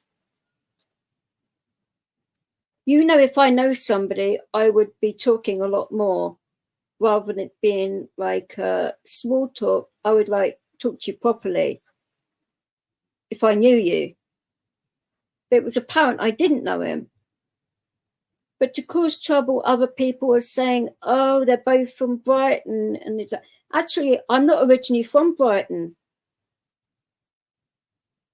I lived there for quite a while, sure. But I'm not originally from there. I mean, my brother's a Brightonian. I'm not. So for all you guys that turn around and say all of this, you've got your facts very wrong. If I'd have known him, I would have said so. I don't. I don't care to. I spoke to him what? Excuse me, DJ. I think you got a whistle in your mic or something. No, that would be Leo playing with his Okay, sorry. tiger. Okay, sorry. Go on. No, it's fine. Whether it's his tiger or yeah, it's his tiger. He's got like well, it's like a normal like tiger, but it's got like a strengthened belly, and all the paws squeak. And because it's got a hardened belly, Leo can't rip it to bits as he normally does with a lot of toys because he's got a very powerful jaw. So he really likes his toy. So that's what you could hear him playing with his squeaky toy. I thought it was your mother. I really did. No. That would be my four-legged monkey that likes to play squeaky toys when I'm on lives. Okay, my apologies. He always gets his toys out when I'm online, and I get used to it. It's either Leo with his squeaky toys, or it's the other cat that starts meowing her head off. Yeah, I'm bad. I'm sorry. You go ahead and talk. I thought. No, you're actually fine. I mean, what exactly do you think about this situation? Because I can't tell you because they kick you out of this StreamYard. You know how I am. I'm totally opposite with what you are. You know what I mean? I don't give a rat's ass because I'll tell them the truth. You know me. You know, I have no expectation of telling somebody anything. You know, that's just the way I am. And you know this. You know, I'm gentle. I have manners. I was raised that way. But damn, if you walk across my line, shame on your ass. I'll do anything in my power to tell you one way or another. You know, yeah, I'm a little bit more subtle than you in certain ways, but I'm a lot blunter in certain ways as well. Yes. I'm not that way. I'll just tell it like it is. You know, I don't think no bullshit. You know, as a kid, I used to take it. I'm not taking it no more. It's done. Yeah. People don't like it. I don't have to have them. You know, I can just sit here and talk by myself on YouTube. I could care less. I'm not the subscribers anyway. Can you actually believe though that he turned around and said that somebody sent him pictures of some frail lady fully clothed in a hotel on a bed with a big dog and a wheelchair and all of that? So he was implying. I know. I heard it. Which is disgusting, and saying that we were being covertly filmed whilst we're having our Christmas dinner. Okay, then I'll put this to him. Where was the hotel? I want the address. And where was the restaurant we were eating at? He has no documentation on that, DJ. I wouldn't worry about it. Of course not. I know. I know he's a liar. Because Eddie did not have a camera. And when he was around me and that, he didn't have his phone on him. So he is a liar. And he's trying to put a wedge between us to try and make us argue. And that will never happen. No, I'm not. I'll just put it on my oh, by the way, everybody, I got a new channel. It's called Right Forgets. So if you want to see what's going on, just go to Right Forgets. And he certainly does forget. Yeah. And make sure when you put down 4, it's FO4, not FOR. So Right Forgets. You can see what's going on a little bit. So, and I'm going to have more of it. I'm going to have more on it. So believe me, it's just starting. You're going to be on it like a car bonnet. Oh yeah, well, they got a surprise coming. Yeah, I'm not done with it yet. Yeah, I'm going to have him in a prone position in jail, bending over, and somebody, it's the least I can do. Like that, is it? Okay. Yeah. Oh yeah, I'll make sure he gets it. Well, it's like I said, it's none of his business what Paddy is doing with his life, his channel, whatever. I mean, yeah, he's going to be past the business soon. I mean, working a full-time job, being a parent, he's got a lovely girlfriend, and he's enjoying his life. That is hard enough without doing this as well, because it takes a lot to run 2 channels, plus having all of that responsibility as well. So he's trying to get other people to go around and ask others what the crack is in regards to all of this. Now, why is it any of his business? Why is it any of our businesses what Paddy's doing with his life? As long as he's happy and healthy, that's all that correct. matters. Well, they're like the government. They all want to pry on people's business and try to make them shine. You know, that's all it is. No big deal. If you figure out why they're doing it, you got it okay. You got it in the bag. You know what's going on. But don't these people know the meaning of the word loyalty? Nope. Compassion, Nope. friendship, Nope. privacy. Nope. It's disgusting to me. It is. And he's turned around and said that I've done these videos to actually gain sympathy from people, and when the camera's not on, I'm like dancing around and stuff like that. So he thinks that my neurosurgeon, my orthopod, my GP, and all of that are absolute idiots. Well, I wouldn't worry about it because his life is just a turmoil. I mean, you know, he's not even married. He can't even be a man, make kids. So I wouldn't worry about it. Oh no, he has got a son. That is his stepson. Well, no, I remember him saying on the live. I mean, I'm sure he will correct me if I'm wrong, but I don't think I am. That he said when he was in prison that he found out that his woman at the time was pregnant or something like that. And that's what he said. So I know he's got one kid, and he done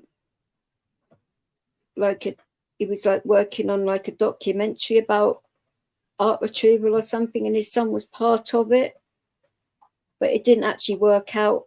So the actual company he said the company went bust, but Spike is still going, according to my information that I've looked up. I was just curious to find out why, a TV company like that would go out of business, go into like administration and whatever, but it actually hasn't. With what the information I found out, but say it's none of my business. But if he wants to go around lying to his subscribers and everything, and like half of them believe what he's saying, the other half do not. So why did he go to jail for? Sexual harassment or something?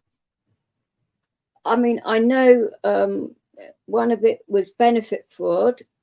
And what else was it? My brain's gone. And the benefit fraud was in 2010, but I can't think of it off the top of my head because don't worry about it day to day. But I don't think you would have got that amount of time for benefit fraud if it was your first offence. No, I don't think so. Because he was saying that he's explained all his life on his first 20 odd videos. Well, to be honest, I haven't watched your videos. I don't really want to. It's not because at the time that I didn't, want to like talk to you or whatever. It was because I'm not really interested in the world of crime. It doesn't really interest me. Because of where I live, being in London and that, it's you sort of see and hear about crime all the time. So why on earth would I want to do that in my spare time? It's just something that I'm not really interested in. It's like when Paddy used to go live, and I didn't really go into his gangland live streams. It'd be his other live streams, which I would like, the UFO ones and ones where he's not talking about violent stuff that I'd go in and listen to. Or if he needed help with something or whatever, I'd help out on that. But as a choice, no. And that was a predominant reason.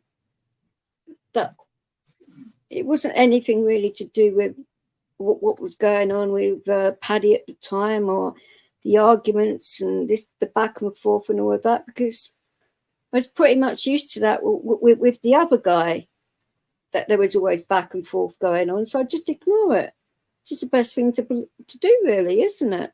To ignore it. But when he started, this was like after Christmas, when he started like laying into cool tools and people that he called the Groovy Gang, which that they actually like formed a Discord group, but they actually put this guy's name to it, and he got a bit funny about it, and he threw his toys out the pram about all of that and was slating them all and this, that and the other. I wasn't part of it. I turned around and said to him at the time, I don't think Discord would be a good idea for you, because you're not going to have time for it with all what you're doing. But he thought he knew better, so I thought, right, well, you're not going to listen to my advice, even though you listened to all the other advice I gave you in regards to, channels and StreamYards and all of that. You listened to that, but you didn't listen to a really important piece of information, which got you into a lot of trouble with quite a few of your subscribers, which that wouldn't have happened if you'd have listened. But you seem to know better than anybody else, it seems. But from then, I did not do a thing to you whatsoever, and you start laying into me, and I'm like, what the heck is going on here? Why on earth are you starting to attack me now? What? Because you're running out of people on like the other side of the pond, so you're like focusing more on UK people now. Is that it?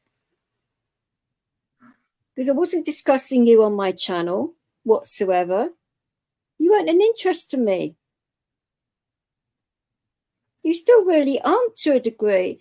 The only reason that you're being like talked about a little bit now is because of what's happening now, and you actually asked me to do it, so your wish is my command. You asked for this, so you're getting it now. Because if you, right, you were there, weren't you? Like when I asked, I said, all I want from you is where you're getting this dodgy information from. This is correct. You did. And yeah, exactly. And I wanted to know like, who was spreading it and all of that. And I said, look, you've got 24 hours to give me this information, otherwise it's going to go further. Now, he's a police informant, so he has no problems with giving up people's names because of what happened when he gave that innocent bloke's name that was in the will, which he got guilty. Not the innocent guy, obviously. He was found guilty in court in August. So he's got no issues in throwing out people's names. So what is the problem in giving me the name of the person that was telling him all this stuff? Now that tells me that nobody was probably giving him the information to this stuff. He was making up his damn self. Because he knew full well that if he'd have given me the name, I would have gone to that person, because I go directly to the source all the time. It's the best way to sort out grievances, to go directly to the person that is responsible, rather than going on live streams and going behind people's backs and that. You go straight to the source and have it out of them. I don't mean in a violent way. You're talking like sensible adults, just the way it should be, Well, if he's bored, he can always come after me. I don't give a shit, I can always handle myself one way or another, I mean, we're across the pond anyway, so we can just bicker back and forth. I'll have a good time doing it. You know me. I like a challenge. Yeah, but he was like that with Paddy, remember? And he seems to think that he has American lawyers, which, yeah, You I know, don't know talk whether I believe that. like the government. Talk is cheap. You know, show me. You know, and I'll show you. So I mean, whatever he says, I could care less. You know, you know me. I could, you know, if he wants to really have a good time, just tell him to come after me, and we'll have a good time together. We'll just do a duet. I could care less. I get you. You know, you know, you can call me anything in the world. It will not phase me a bit. Trust me. You know, and we'll just keep bickering back. We'll have a good time with each other, bicker back and forth. I'll have a good time with it. You know. This is the other thing as well in regards to the StreamYard incident. Now, why on earth, like as a logical person, would I go directly to StreamYard to like give him problems when a bigger problem for him would be for me to go directly to YouTube, eliminate StreamYard and go straight to YouTube? What would I bother with StreamYards for? When there are lots of other, streaming platforms you can use. It's not logical. No, it's not. Like I said, he wants subscribers. He's going to make it sound bad. He's going to lie about it. You know what I mean? And that's the whole bottom line. He just wants to tear up your channel, and he wants subscribers at the same time. And if people believe him, they're just as stupid as he is. And I'll say it. I don't give a damn. They are. Mm-hmm. You know, no documentation. You know, hey, the sky's going to fall, people. Get ready. You just fight fire with fire. That's all.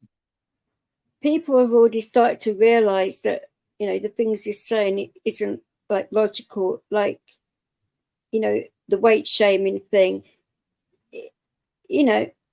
People think, well, he's lied about that. What else has he lied about? Well, you got to put it this way, DJ. His whole life is in shambles. He's not married. His kids are all over the damn place. He's probably a father all over the world.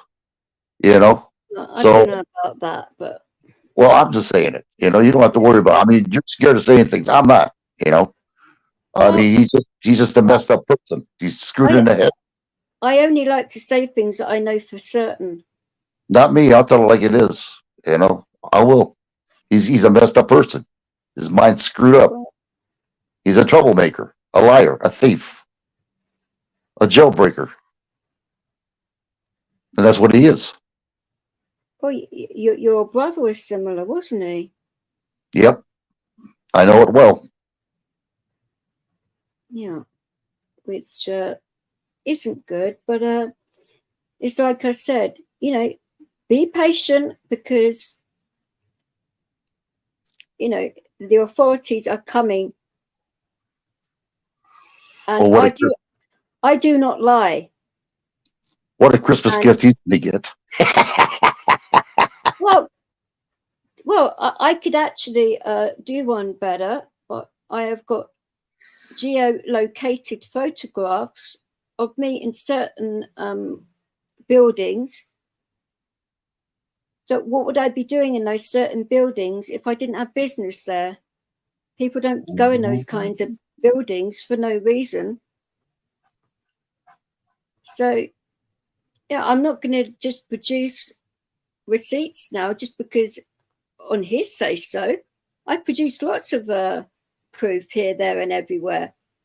So what you're saying, this person's going to get a 10 pounds of shit in a 5-pound bag. Good for you, girl. Something like that. Mm-hmm. What a gift. But the actual people that he's actually dropped names to attack me, it's all been sorted out with these people. And now they are backing me and they're on my side of things. Ridiculous. You're actually strengthening my case as well by what you're doing. It's silly. It's irresponsible.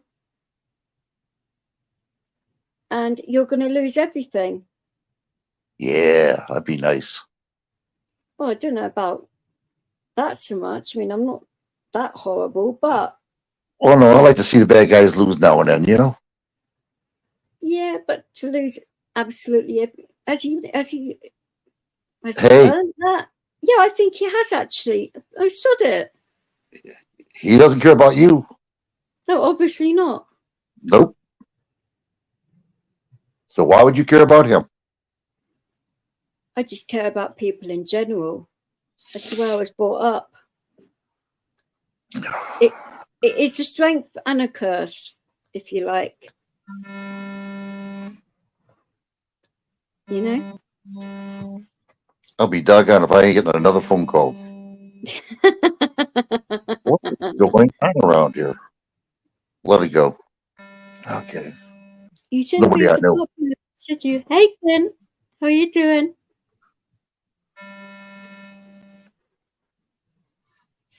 And I hope you haven't been dragged into this too much, Clint, either, because this is the last thing I want for any of you guys, more of you to be dragged into this. It's bad enough as it is.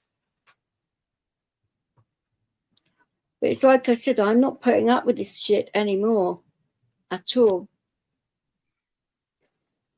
You know, if any of you guys online feel that it's gotten to that point where you are being gotten at every single day and the things that are coming out of people's mouths are so repugnant and soul destroying and all of that, then the only thing you've got to do is take action.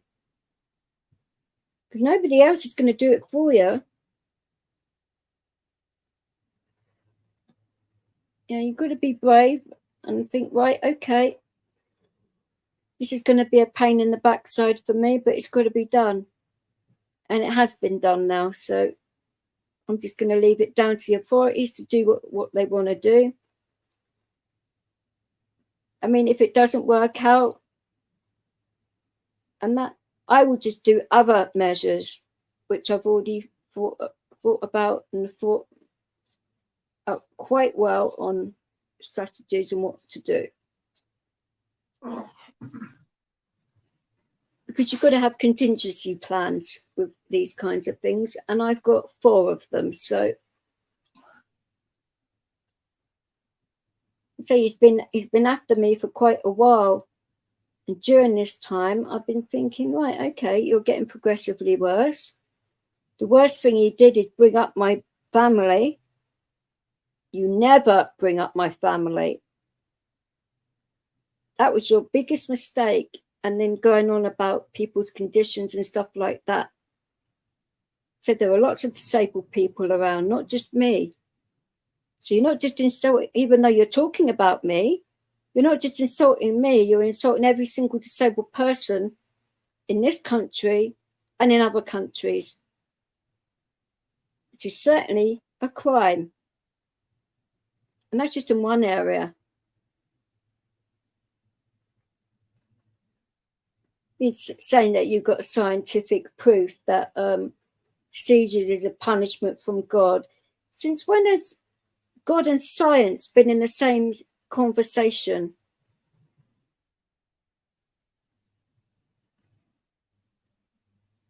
God is a faith.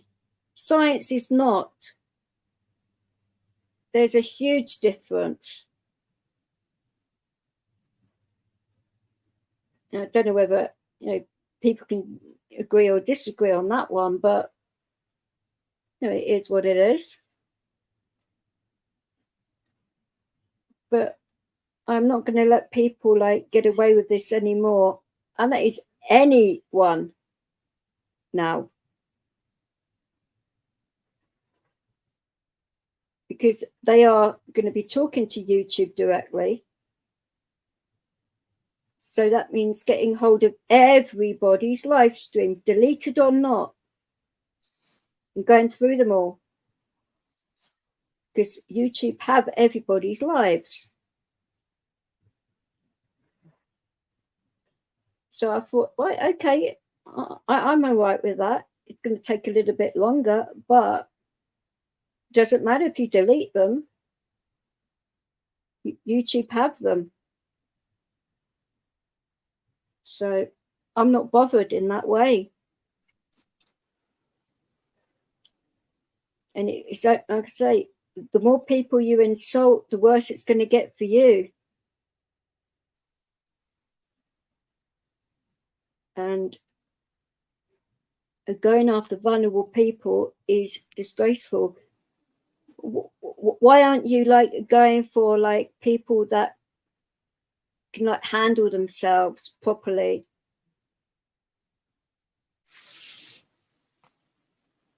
It's silly. You're talking about criminals that are in Dubai and that, because you know damn well that they can't get anywhere near you. You wouldn't be talking about yardies, say for example, that live in the Brighton area, would you? Because that'd be stupid.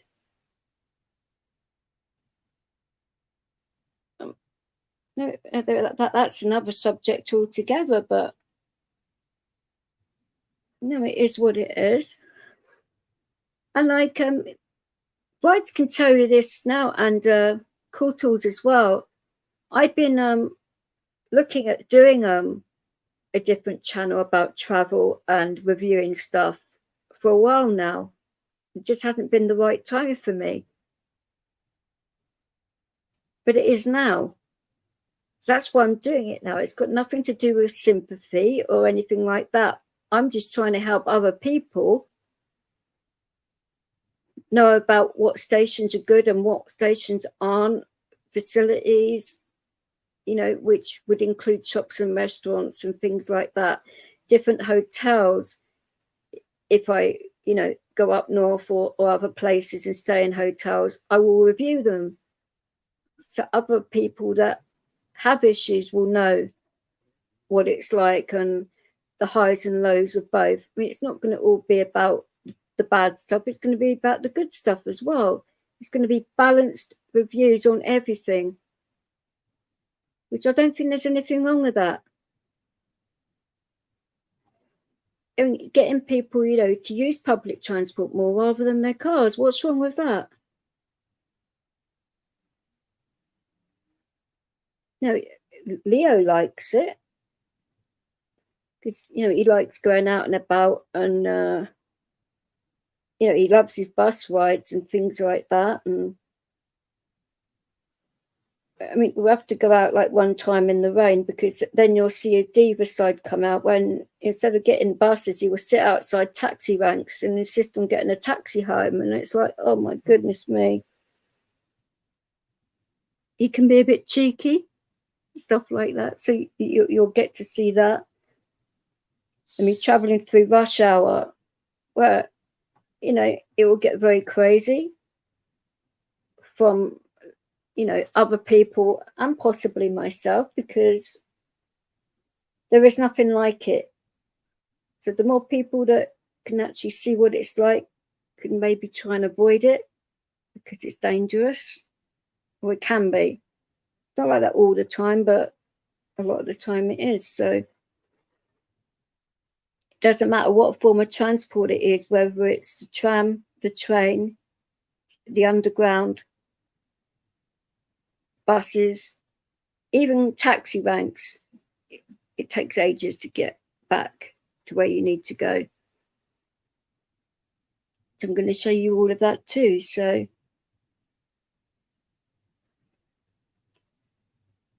hey, D Johns. Oh, Dijon there? Hi, Dijon. Yeah, I'm gonna put the link in the chat. If Clint and D Johns want to like speak backstage for a while, and it's fine by me. And that, because I've been streaming now for like just over 4 hours, so I've done my travel stuff and that, which is what I wanted to do. So if you and Clint want to come backstage and that and talk for a little bit with myself and Rights, then, you know, you're more than welcome to do that.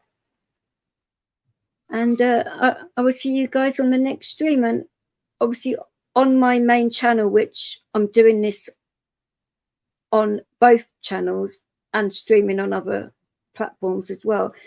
But on this channel, it's going to be predominantly mental health and having a laugh. Like, it's not going to be drama channel or anything like that. I'm going back to my roots, being the way I was before, without all of this negativity and crap going on. Because I don't enjoy it. And I'm not standing for it anymore. I'm putting my foot down. I've had enough, you know. And that's where it's going to be. You put your foot down, I'm going to put their foot in their ass. You probably enjoy it too, wouldn't you? I will. Goodness me. Twist that sucker around for him, yeah. And also, like, basically, you know, saying that I'm doing depraved things with my working dog. I mean, who the hell says stuff like that? I mean, if I was doing stuff like that to my working dog, he'd be scared of me for a start. And that I'm supposed to be blackmailing Eddie? Oh, come on.